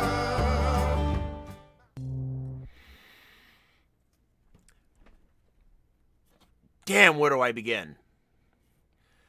Okay, just let's get Anthem out of the way. There's really nothing more that I need to add to that hasn't already been said by Mark. So moving on, let's talk about Left Alive, a game that was so utterly boring, with so many amazing ideas going into it. Hey, let's throw in third-person combat similar to that of Metal Gear, and then let's throw mechs in it, and make it play like that more action-oriented version of Front Mission that came out on the Xbox 360. How could you fuck that up? You did. So now let's look at the last two. Oh dear God, Bethesda, what the fuck did you do last year? On top of $100 for first. On top of still not delivering all your collector's edition promises, actually giving people authentic duffel bags as opposed to the Velcro things you were giving out. That horrible $99 subscription that was broke upon release. I mean, yeah, how many of your fans are extremely happy about that decision when they immediately start putting their stuff in their treasure chests only to find them deleted when they log in the next time? On top of that, people being able to hack into private servers that you promised right out of the gates that weren't there. I mean, you seem like you're the clear winner of this, to be truthfully honest. But no, you're not the clear winner. No. Oh no. The true artist in failure here is 2K and WWE 2K20. My God, that thing is a glorious dumpster fire. Even after all of the heavy amounts of patches. Yeah. Let's put it this way. The game broke on New Year's Day to become absolutely unplayable. Take-Two, instead of issuing an apology or refunds or anything else, blamed the previous company that they licensed the series out to. I think it was Ukes. Mm-hmm. They blamed them, even though 2K19 was the last game they worked on. They blamed them instead of the company that decided to instead of the company they gave it to. The number of glitch montages on YouTube are staggering. I have never seen. So good. They're glorious. They're absolutely glorious. It's an art form in and of itself. There are more now. As of right now, there are now. I'm told, and I haven't double checked the numbers, but I am told now that there are actually more glitch videos for WWE 2K20 than there are for for Skate 2 and Skate 3, both of which are notoriously bad for those kinds of glitching. And on top of that, what seals the deal the most is that, like I said, they didn't even so much as issue an apology, Hello Kitty, for this travesty that they released on us. Sony went the extra mile and issued refunds for the digital version of the game. Take-Two, or 2K Games, you used to be one of the best companies I knew for the last 15 years when it came to, sports-related games. You had all the 2K series games up until, the NFL license got taken from you. You had the best NBA game to the point where actually NBA Live got buried by EA. They don't make that game anymore. They used to have one of the best MLB games until MLB The Show showed up. They used to have, well, never mind. They had the only wrestling game in town, but now we have more wrestling games coming out. There's the rumored AEW wrestling game that might be coming out at some point next year in 2021 once they find, somebody to jump onto the project. We have Fire Pro Wrestling that came out last year on the PlayStation and the year prior on PC through Steam and Early Access. You fucked it up, to quote Angry Joe. And there's just no simple way that I can fathom how you can go in a positive direction from here. If anything, you should not release a WWE 2K21 because you have a lot of rebuilding to do. and you got new consoles coming out, and you know with new consoles you're gonna rush it out just so it can make that holiday release lineup for the PS5 and the Xbox Series X. You fucked it up. So we're not ending the show on the final game of the year, because we do have the game of the decade coming up afterwards. But here he is with the final game of the year, Mr. Mark B. Writing.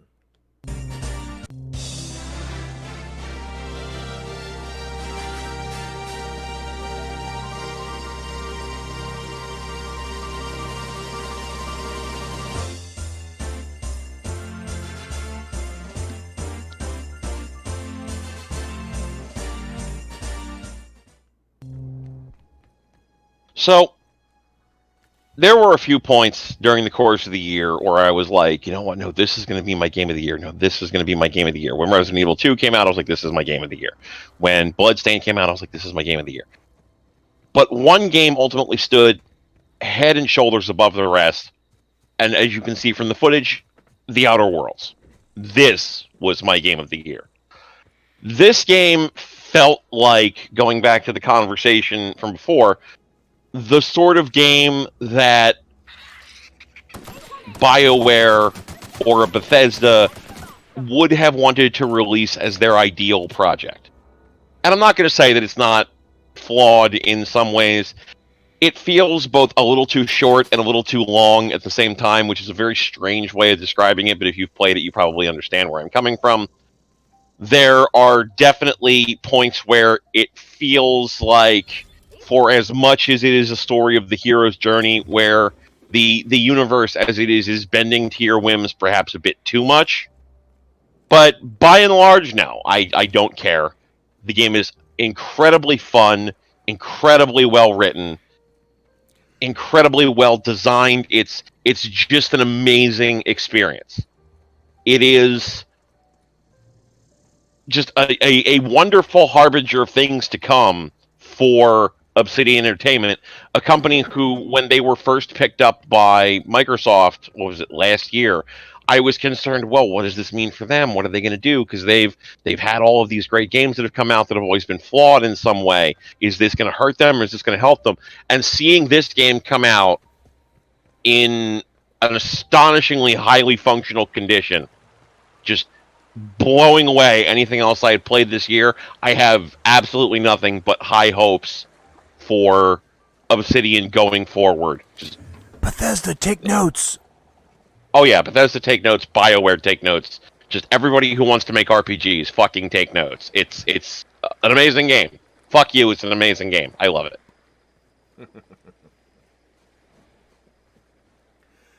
All right, ladies and gentlemen, that is it right there. Ooh, where did it go? There we go. So we do have one more category, ladies and gentlemen, before we end the show, and that is the Game of the Decade. And we are going to be starting off with our special guest right there, MPI. So hold on to your seats, guys. This is going to be fun, and this was very difficult for all of us.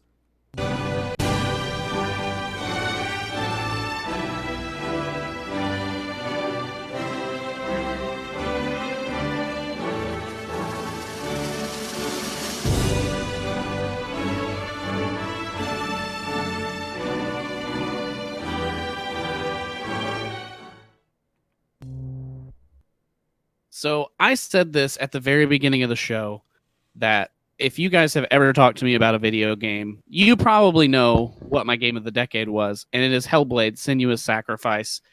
And I'm going to do my best not to go into the entire story, because there's a 30 some odd episode documentary on YouTube about it.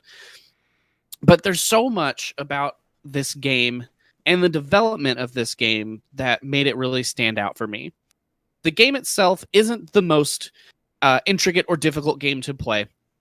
You play through as Senua. She is going into hell basically to attempt to resurrect her fallen lover. That's the general idea of the game. But there's a twist to it, and that is Senua suffers from psychosis, which is a a mental illness where you hear voices in your head and you see things that aren't there.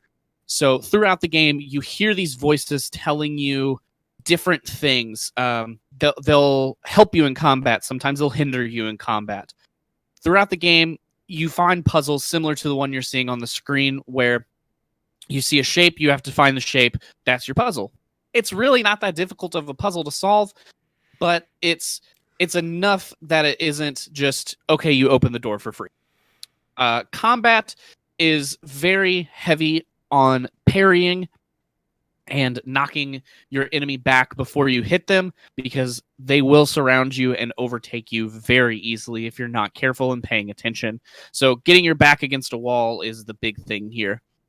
The story itself is one of basically overcoming darkness and your demons, and I think that that's something that all of us can relate to in some way, whether you yourself deal with psychosis like Senua, whether if you deal with depression, anxiety, if you just are going through a rough patch with work and you gotta work through it. This game kind of takes you through that story without making you physically work for it as much, like a game like Dark Souls, where you have to overcome an enemy, learn how to defeat it, and then have that reward of defeating it.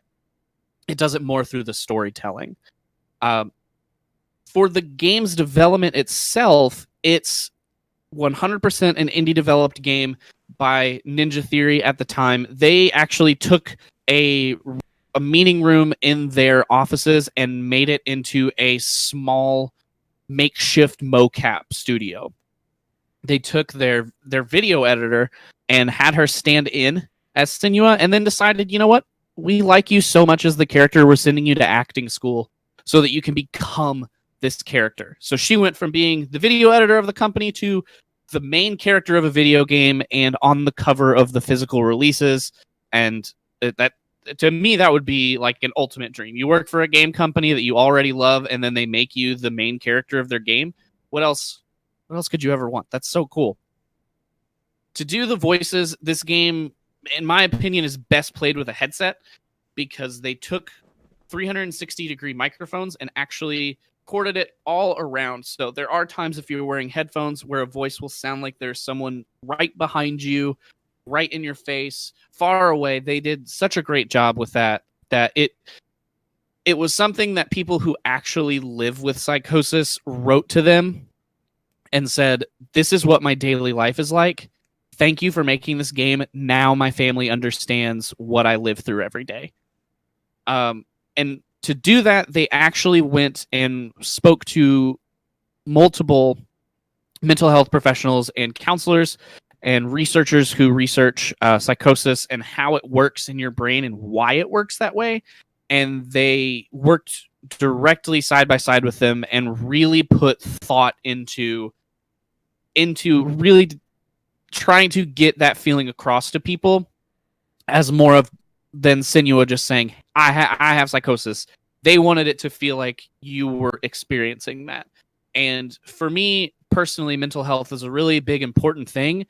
And when a video game works that hard to get it that right, it really shows to me that they care about that and they want to get that message across, not that they just want the character to happen to have something like that. They really want people to understand how important mental health is and how much it can affect you. Because even just in the game, it can affect you so much that you don't know which voice to trust and which one not to. So living with that every day in your real life is something that people actually live with. So for them to get that across in a video game was absolutely amazing to me. And the game itself was fun to play. It's a very beautiful game, in my opinion. The work that they did themselves to make this game with basically no one's help, it kind of like throws back for me to like really punk rock, like DIY things. And I love that kind of stuff. Not having to rely on a publisher or a big bankroll. You just know what you want and you work your butt off until you get it. Going through the efforts to make sure that the mental illness you're depicting is accurately depicted and described it's just amazing to me. And knowing that it helped people, and that people were telling their families, "This is what I deal with," and now you understand why things are difficult for me, and they could make that connection is huge. And knowing that they're going in the same direction with the next game, Sinuous Saga, that drops for the Xbox in 2020 holiday is great. It's amazing to me knowing that they're going to continue through dealing with some very difficult subject matter and not shying away from it in fear of driving people away from sales or gameplay or anything else. So for me, Hellblade made leaps and bounds forward in a lot of ways with being so independent, with mental health, and just with being a damn good game. So that's why it's my game of the decade, and Sinuous Saga might be my game of this decade. So I think next we have Jan is going to give us her game of the decade. So I told you guys last night on my stream that my game of the decade was going to be a bit of a shocker, and lo and behold, my footage probably attests to that.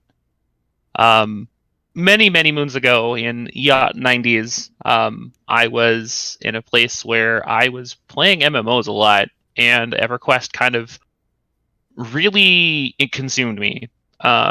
So 99 rolls around, 2000 rolls around, and this game on the Dreamcast comes out, Phantasy Star Online, and I'm like, this is a console MMO. I have to play it.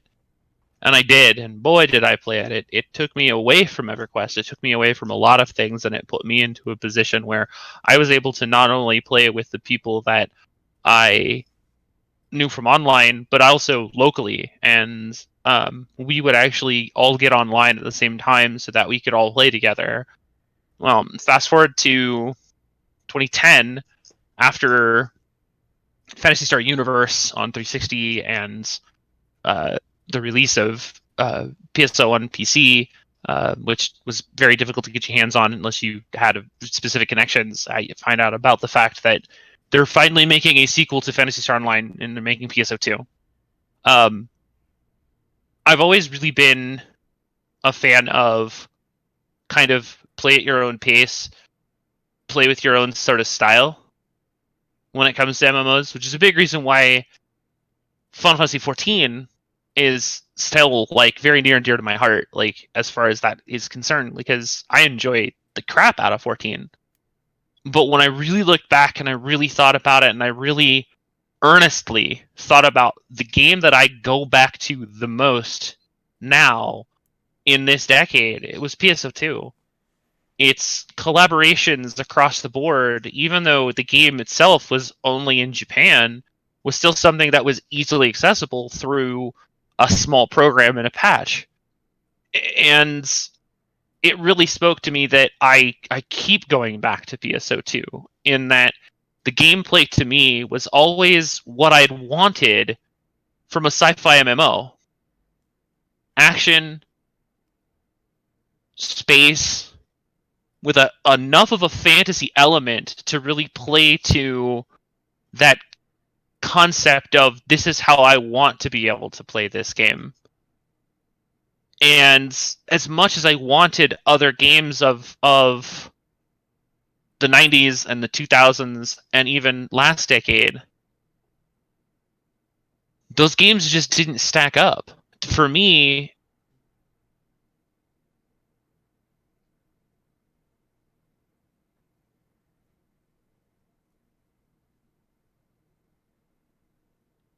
you there, Jan?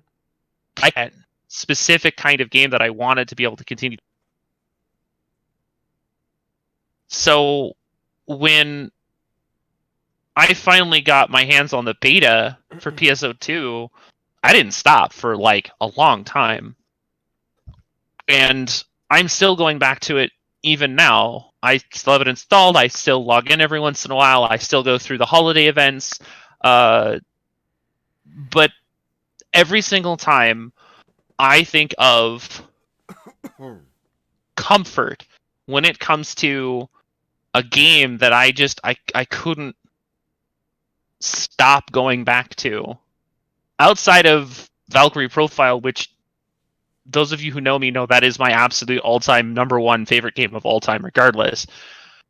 PSO2 is a very close second because of just everything that it helped to sort of innovate in its own way. And while it may not be the best, it is still easily one of the best MMOs in Japan. And knowing that it's coming finally to the States in 2020 means a great deal to me, because that means now I'll finally be able to play with more people again, outside of the select few that I know who still play on the Japanese servers every once in a while with me too. It's for me, it really kind of helped me understand that, like, it doesn't have to always rely on microtransactions. It doesn't have to always rely on a specific style of storytelling, or heaven forbid that it's so heavily anime based that it's going to be a game that, you know, might turn people off. But I mean, obviously 14 has done wonders in that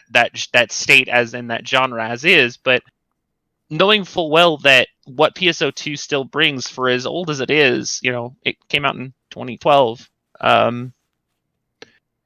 it still holds up for me. And I don't think it ever will stop holding up, purely just because of all of the new things that they bring to the table and all of the other things that they continue to offer within this game. I mean, for crying out loud, they literally just released an entirely brand new expansion for episode 6 just a month and a half ago. At the end of 2019, it introduced another entire new difficulty and another new class. I see the game lasting for at least another 5 to 10 years, and with its, you know, inevitable launch in 2020 on Xbox and PC, in the States, I only see it growing even further, especially considering the fact that Microsoft has stated numerous times that they're going to do everything they can to have it be in parity with the existing version in Japan. At this point, it's just a matter of time, and I, for one, I can't wait. So, that being said, I will go ahead and step aside, and we will give Hubs his time to talk about his game of the decade. So, if I could nominate a franchise of the decade, I'm just going to say it's the Monster Hunter franchise. But if there's one game in the franchise that's really just stuck with me, that has been pulling me in, it is Monster Hunter World, a game that released a couple years ago, and its expansion coming out last September for consoles, and just a couple weeks ago for PC. Monster Hunter World pretty much builds upon and enhances and almost everything that has happened in the last 15 years of Monster Hunter. I never got to experience the franchise on the PS2. I never owned a PSP, so I missed out on all the mobile games. My first game was Try on the Wii, but I didn't play much of it. It wasn't until Ultimate came out on the Wii U and 3DS in 2011 that I was addicted to the franchise. So I was playing tons of 3U, and then 4U came out in the States. I was playing that. And then Generations came out, and I was playing that. And Monster Hunter Online came out in China, and I found a fucking way to get on there and play that for a little bit. And every game that I have played in the franchise, you see an evolution with every game. And there is always a constant, though, that is within every game, and that is just how wonderful Capcom handles the world, the lore, the presentation, and they work on this with like clean gloves. They have gloves on this game nonstop. It's like their little baby that even though it's not the biggest of their franchises, you know, they got Mega Man, they got the Street Fighter franchise and their Versus games and Devil May Cry and so many other franchises that really aren't that are a lot bigger than the Monster Hunter world or Monster Hunter franchise. But at the same time, the franchise was kept mobile for over half of its lifespan, with only 4 console releases, really, one of which actually was kept in Japan, or 2 of them were kept in Japan. There was the Frontier Z games that came out on the PS3 and the Xbox 360. Monster Hunter World takes everything that we loved about the previous games and enhances them. It enhances the combat. It's fluid. It's fun. It's heavily based on more strategy than what you were really used to in previous games. Granted, there are the hardcore elite out there that will always argue that the newer versions of the games are easier than the last. And that is the case with World. They think it is the easiest game in the franchise. You know what? That is fine. That is your opinion. I respect that. But you can't deny the fact that this franchise has found ways to keep their community engaged, has found ways to just keep them engrossed, addicted. I love the attention to detail that they give this game. Turf Wars, yes, thank you for that. Turf Wars is probably one of the best things I have seen. One of my constant complaints about past games where monsters will not fight each other, they'll just go straight for you. They'll just tag team you. This game, it shows that the world is actually a living, breathing environment, and that the monsters aren't really just an obstacle. They're part of the environment. They affect the environment, and it is your job to go out there and to correct it. Some of the other amazing things that I have loved about the game, and it keeps me coming back to it. The truth is I own the game on every platform, Xbox, PS4, and PC, and I play all of them equally, which is, you know, pretty asinine, but whatever, you know, I love this game. I'm just really engrossed with, you know, the world building. I mean, granted, the story was hit or miss. It was probably the first time they made a fully engrossed story for the Monster Hunter franchise. So, you know, there's always room for improvements, but I just couldn't help but just be wowed, bedazzled, constantly wanting more. I have to say that when it comes to multiplayer, this is the game that does it for me. Yes, I love my Phantasy Star Online 2. I love my Guild Wars 2. I love playing Terra. I love going back every now and then and playing Phantasy Star Online Blue Burst with some friends on Shitserve. But there's just something about teaming up with a small group of friends and taking down monsters it's just amazing. And every scenario, every fight is always different. Nothing's the same. There's always some new obstacle that gets in the way. Something happens that, you know, makes the fight harder than it needs to be. So it's your job to adapt and manage to, you know, find a way to conquer the beast in the end. And I don't know why I keep coming back to it. It's just all these things right there. I mean, granted, I've named all the reasons why, but there just seems to be something else that this game has, and I just can't understand what it is. I can't name what it is, but it keeps drawing me back. And it is probably the thing.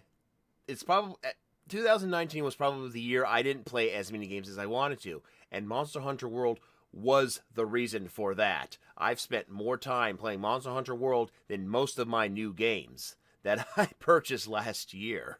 So, not much for me to really go on further about the game, so I'm going to now turn it over to Mark B. Writing for the final game of the decade. Here you are, Mark. So,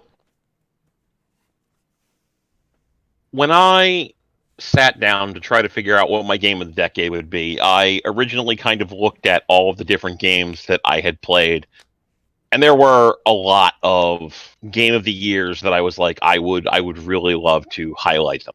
Mass Effect 2, 9 Hours, 9 Persons, 9 Doors, Persona 4 Golden, XCOM, Enemy Within, SMT4, Apocalypse, just so many amazing games that I played. And at the end of it, I was just like, you know what? The game that gets Game of the Decade for me can't just be a game that I enjoyed more than any other.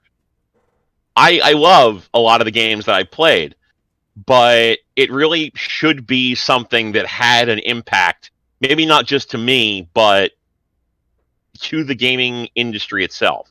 And with that in mind, it kind of made the choice obvious. For me, the game of the decade, Dark Souls. Now, Dark Souls is not for everybody. This is the mantra that I will stand behind forever. Dark Souls is not for everyone, period.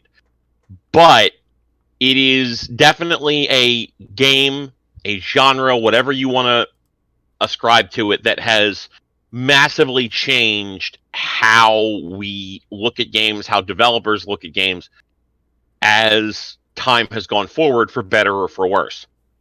Dark Souls came out in 2011, basically the second year of the decade, and it really changed a lot of the conversations that we have about difficulty in games, what people accept from games.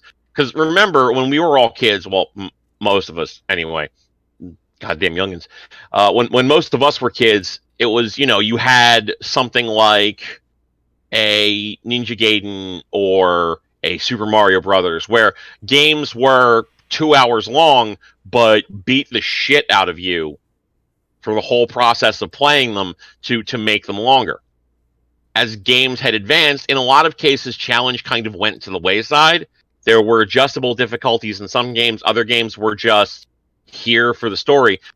The Souls series kind of said, well, no, games can and should be difficult. Eat shit. And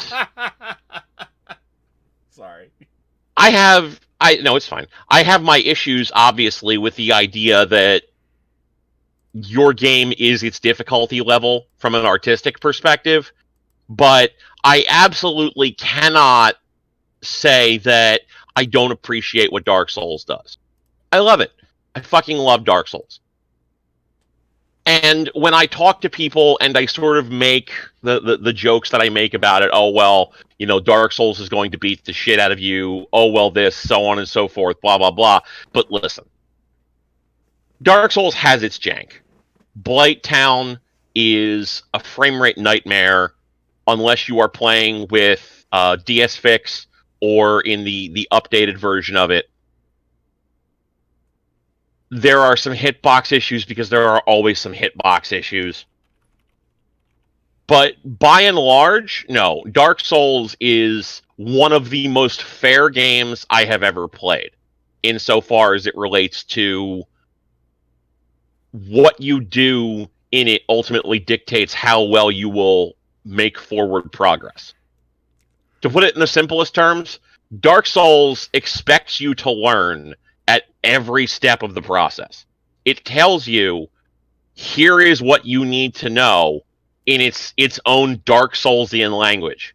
Whether that thing that you need to know is blocking is good, or circle strafing is the only way you are going to survive this, or circle strafing on these incredibly narrow paths is something you are going to have to learn, because in the next place I'm going to make it impossible for you to circle strafe. The game is constantly teaching you lessons, and those lessons often suck. I don't want to understate the point. There are definitely aspects to the game that are frustrating, but for me, I just constantly think back to the point in the game where I almost gave up. Blighttown is the worst zone in Dark Souls. It is the worst zone in probably all of the Souls games that exist. Monsters that can hit you with an incredibly potent version of poison, toxic, And this is the only time that this status ailment shows up in the whole game, it should be noted. Thin, rickety pathways that you have to desperately figure out how to circle strafe around in order to properly survive. It's a nightmare. It's a mess. And then you get to the bottom of it, and there's a poison-filled swamp that you have to negotiate, dodging rock-throwing giants the whole way to fight against a half-naked spider lady, the pyromancy witch Kulag. I spent a literal month playing this battle, a literal month, until I finally figured out what it was I was supposed to be doing with this game. I put it down 2, 3, 4 times. I swore I was going to give up on it, but finally I figured out, oh, this is what I need to be doing, and now anytime I go in and I face that boss, I just kick her ass. That's kind of what Dark Souls is in a nutshell. It's not for everybody. The learning curve is a bit much at the best of times. I still, to this day, am astonished that the franchise has gotten to a point where it's selling 2 and 3 million copies of some games. I don't get how that happened in the first place. And I'm not necessarily into all of the games that are attached to it. I still haven't queued any time to Nioh. I still haven't picked up Sekiro. But for me, Dark Souls easily is the game that I felt the most impact from in this decade, the game that I was most directly impacted by in this decade. And I think it is of the games that I have played in any case, it is definitely the game that has had and is going to have the most impact in the decade going forward. So I guess get good.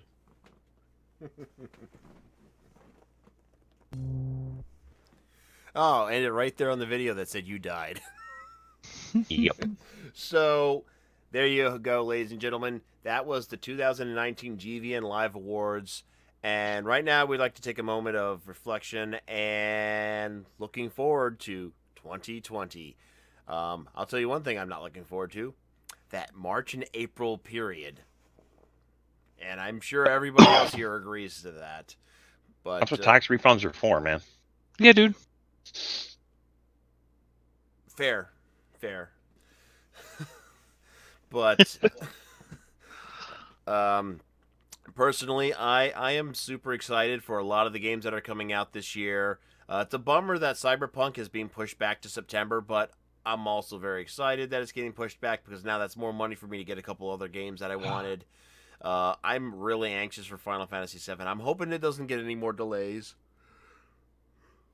But granted, I mean, that's just the way of the beast. You know, you want to make a good game, you will delay it as many times as you need to. I mean, that's what they did with the original Final Fantasy VII. It was delayed about 4 times as well. I mean, this whole year is supposedly going to have a whole bunch of games, not just within the the first 6 months of the year. In fact, even the summer and the slow spring season looks like it's going to be pretty full of heavy hitters. Any games that you guys are particularly looking forward to outside of the obvious? We'll start with you, Mark. Right now, I don't really know. I mean, Resident Evil 3, if it comes out, obviously. Cyberpunk, if it comes out, obviously. But I haven't really seen a lot coming right now. Mm-hmm. That, like, I have, the Wikipedia up for 2020 in video games to tell me, hey, what's coming out, when is it coming out, so I can sort of prepare for it. But even then, it's like you don't have a definite idea. Like, I picked up Tokyo Mirage Sessions already, which I think is definitely going to be on at least some of the awards lists this year. I'm looking forward to Grand Blue Fantasy Versus just because it's a fighting game that isn't Street Fighter. Yeah. And I've seen the visuals for it, and it looks cool. I enjoy the aesthetics of it. I think it looks neat. Something I'm really looking forward to, because I fell in love with the first game. It was kind of like an unexpected hit for me. It's Ori and the Will of the Wisp. That first game was just not just downright gorgeous, but it was an amazing Metroidvania game that I was not expecting, and I honestly cannot wait for it to come out. I mean, but then again, it's also coming out. I already have pre-ordered Langrisser 1 and 2. I don't know if I got it for the pre-order it for the Switch or the PS4. I can't remember. Of course, Doom 64 is coming out at the same time as Doom Eternal. Doom Eternal is the game that I was looking forward to last year. Got pushed back. That's unfortunate. But holy shit, Doom Eternal's coming. And you look like you're really anticipating that, Spencer. Yeah, I'm really looking forward to Doom. I love first-person shooters. I love heavy metal. I love dark demony stuff. I get to put all three of those things together while blowing up things. What else could I want in a video game? It's everything. Now, the one game I'm also looking forward to as well that comes out in April. I mean, you got Final Fantasy VII, yes, Resident Evil 3.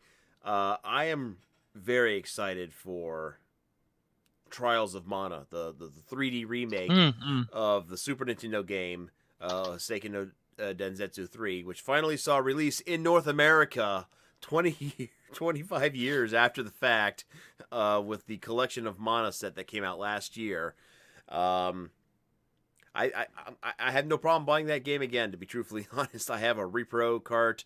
I bought the collection. I'm really excited about that game, to be truthfully honest. Hey, I have a question. I have an answer. A Street Fighter game is coming out this year. Yes. Are we going to ignore it, or... We'll rope it in with the "Yeah, sure, I'll play it again" award. Because it's just a re-release with everything up to that point, all the DLC and whatnot. Well, it's Championship Edition, Yeah, they're releasing more content for it as well, so it's sort of like, they update this kind of stuff for other platforms, so it's just sort of like, I don't know, are we going to change it to the best fighting game of the year that might be Street Fighter? Well, that depends if Street Fighter V Champions Edition is any good, to be truthfully honest. I pre-ordered it. I'll try it.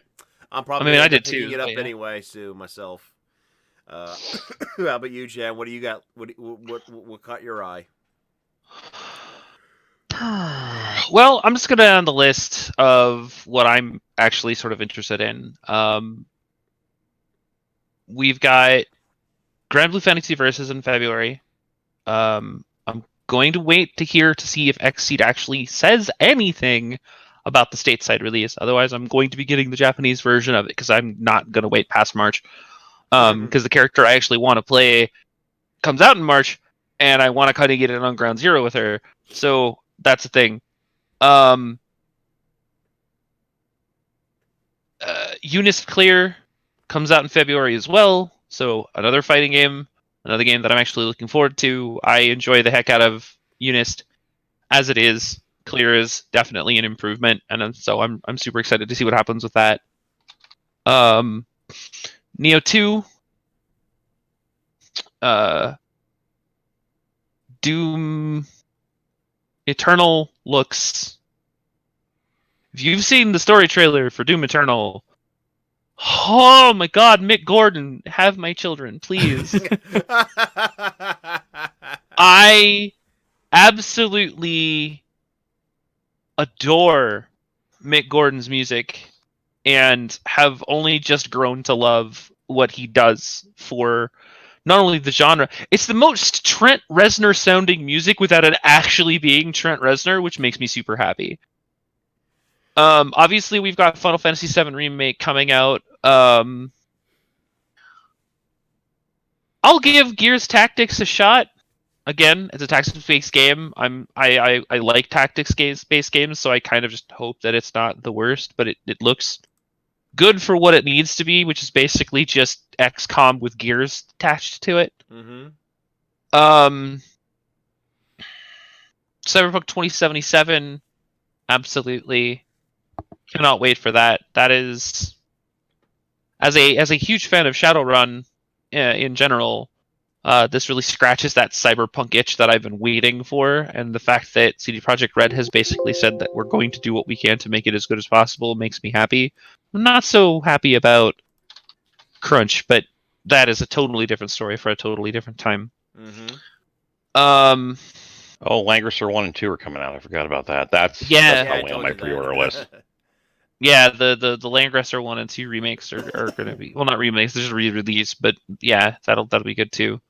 As far as other games that I think though, like there's like one or two more that I think are probably something that I'm interested in really getting a chance to get my hands on, even if it's not like purely just for like the goof factor. I want to play the One Punch Man fighter. That game looks hilarious. Like, if I can't like legitimately just punch dudes once and have them die, I don't fucking care.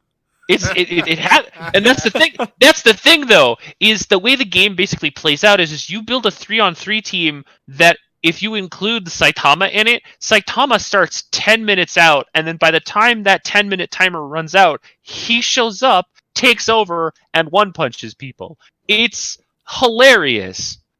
And I kind of just want to play it for that fact, that whole hilarity factor of it.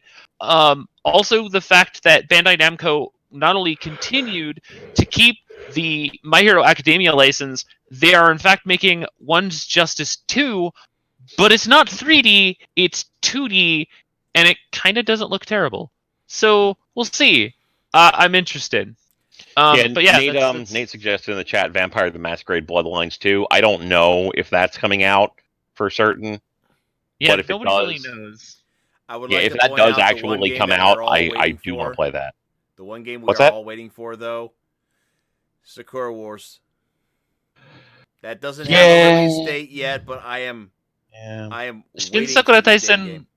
Yeah, Shin Sakura Taisen is definitely something I'm waiting for. And the only other one that I can honestly say that I'm super excited for, but needs to go play the original, is Bravely Default 2. Yeah, I'm not so sure about that. But, yep, there we go. So, you know what? Before we end the show, though, how about final thoughts? Who's going to release their console first? Will it be Sony, Microsoft? Spencer, you want to put your input in first? I mean, I think at this point we're probably looking at Microsoft just because they're the only ones that have announced it yet.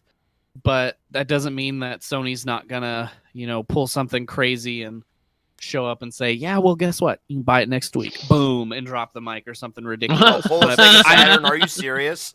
I think Xbox is gonna be the first one out because they've announced for holiday. I mean, I don't know that unless Sony is gonna release it at tax time or like in the summer, I don't see it being a better time to release it than holidays because that's when people are prepared to spend that much money.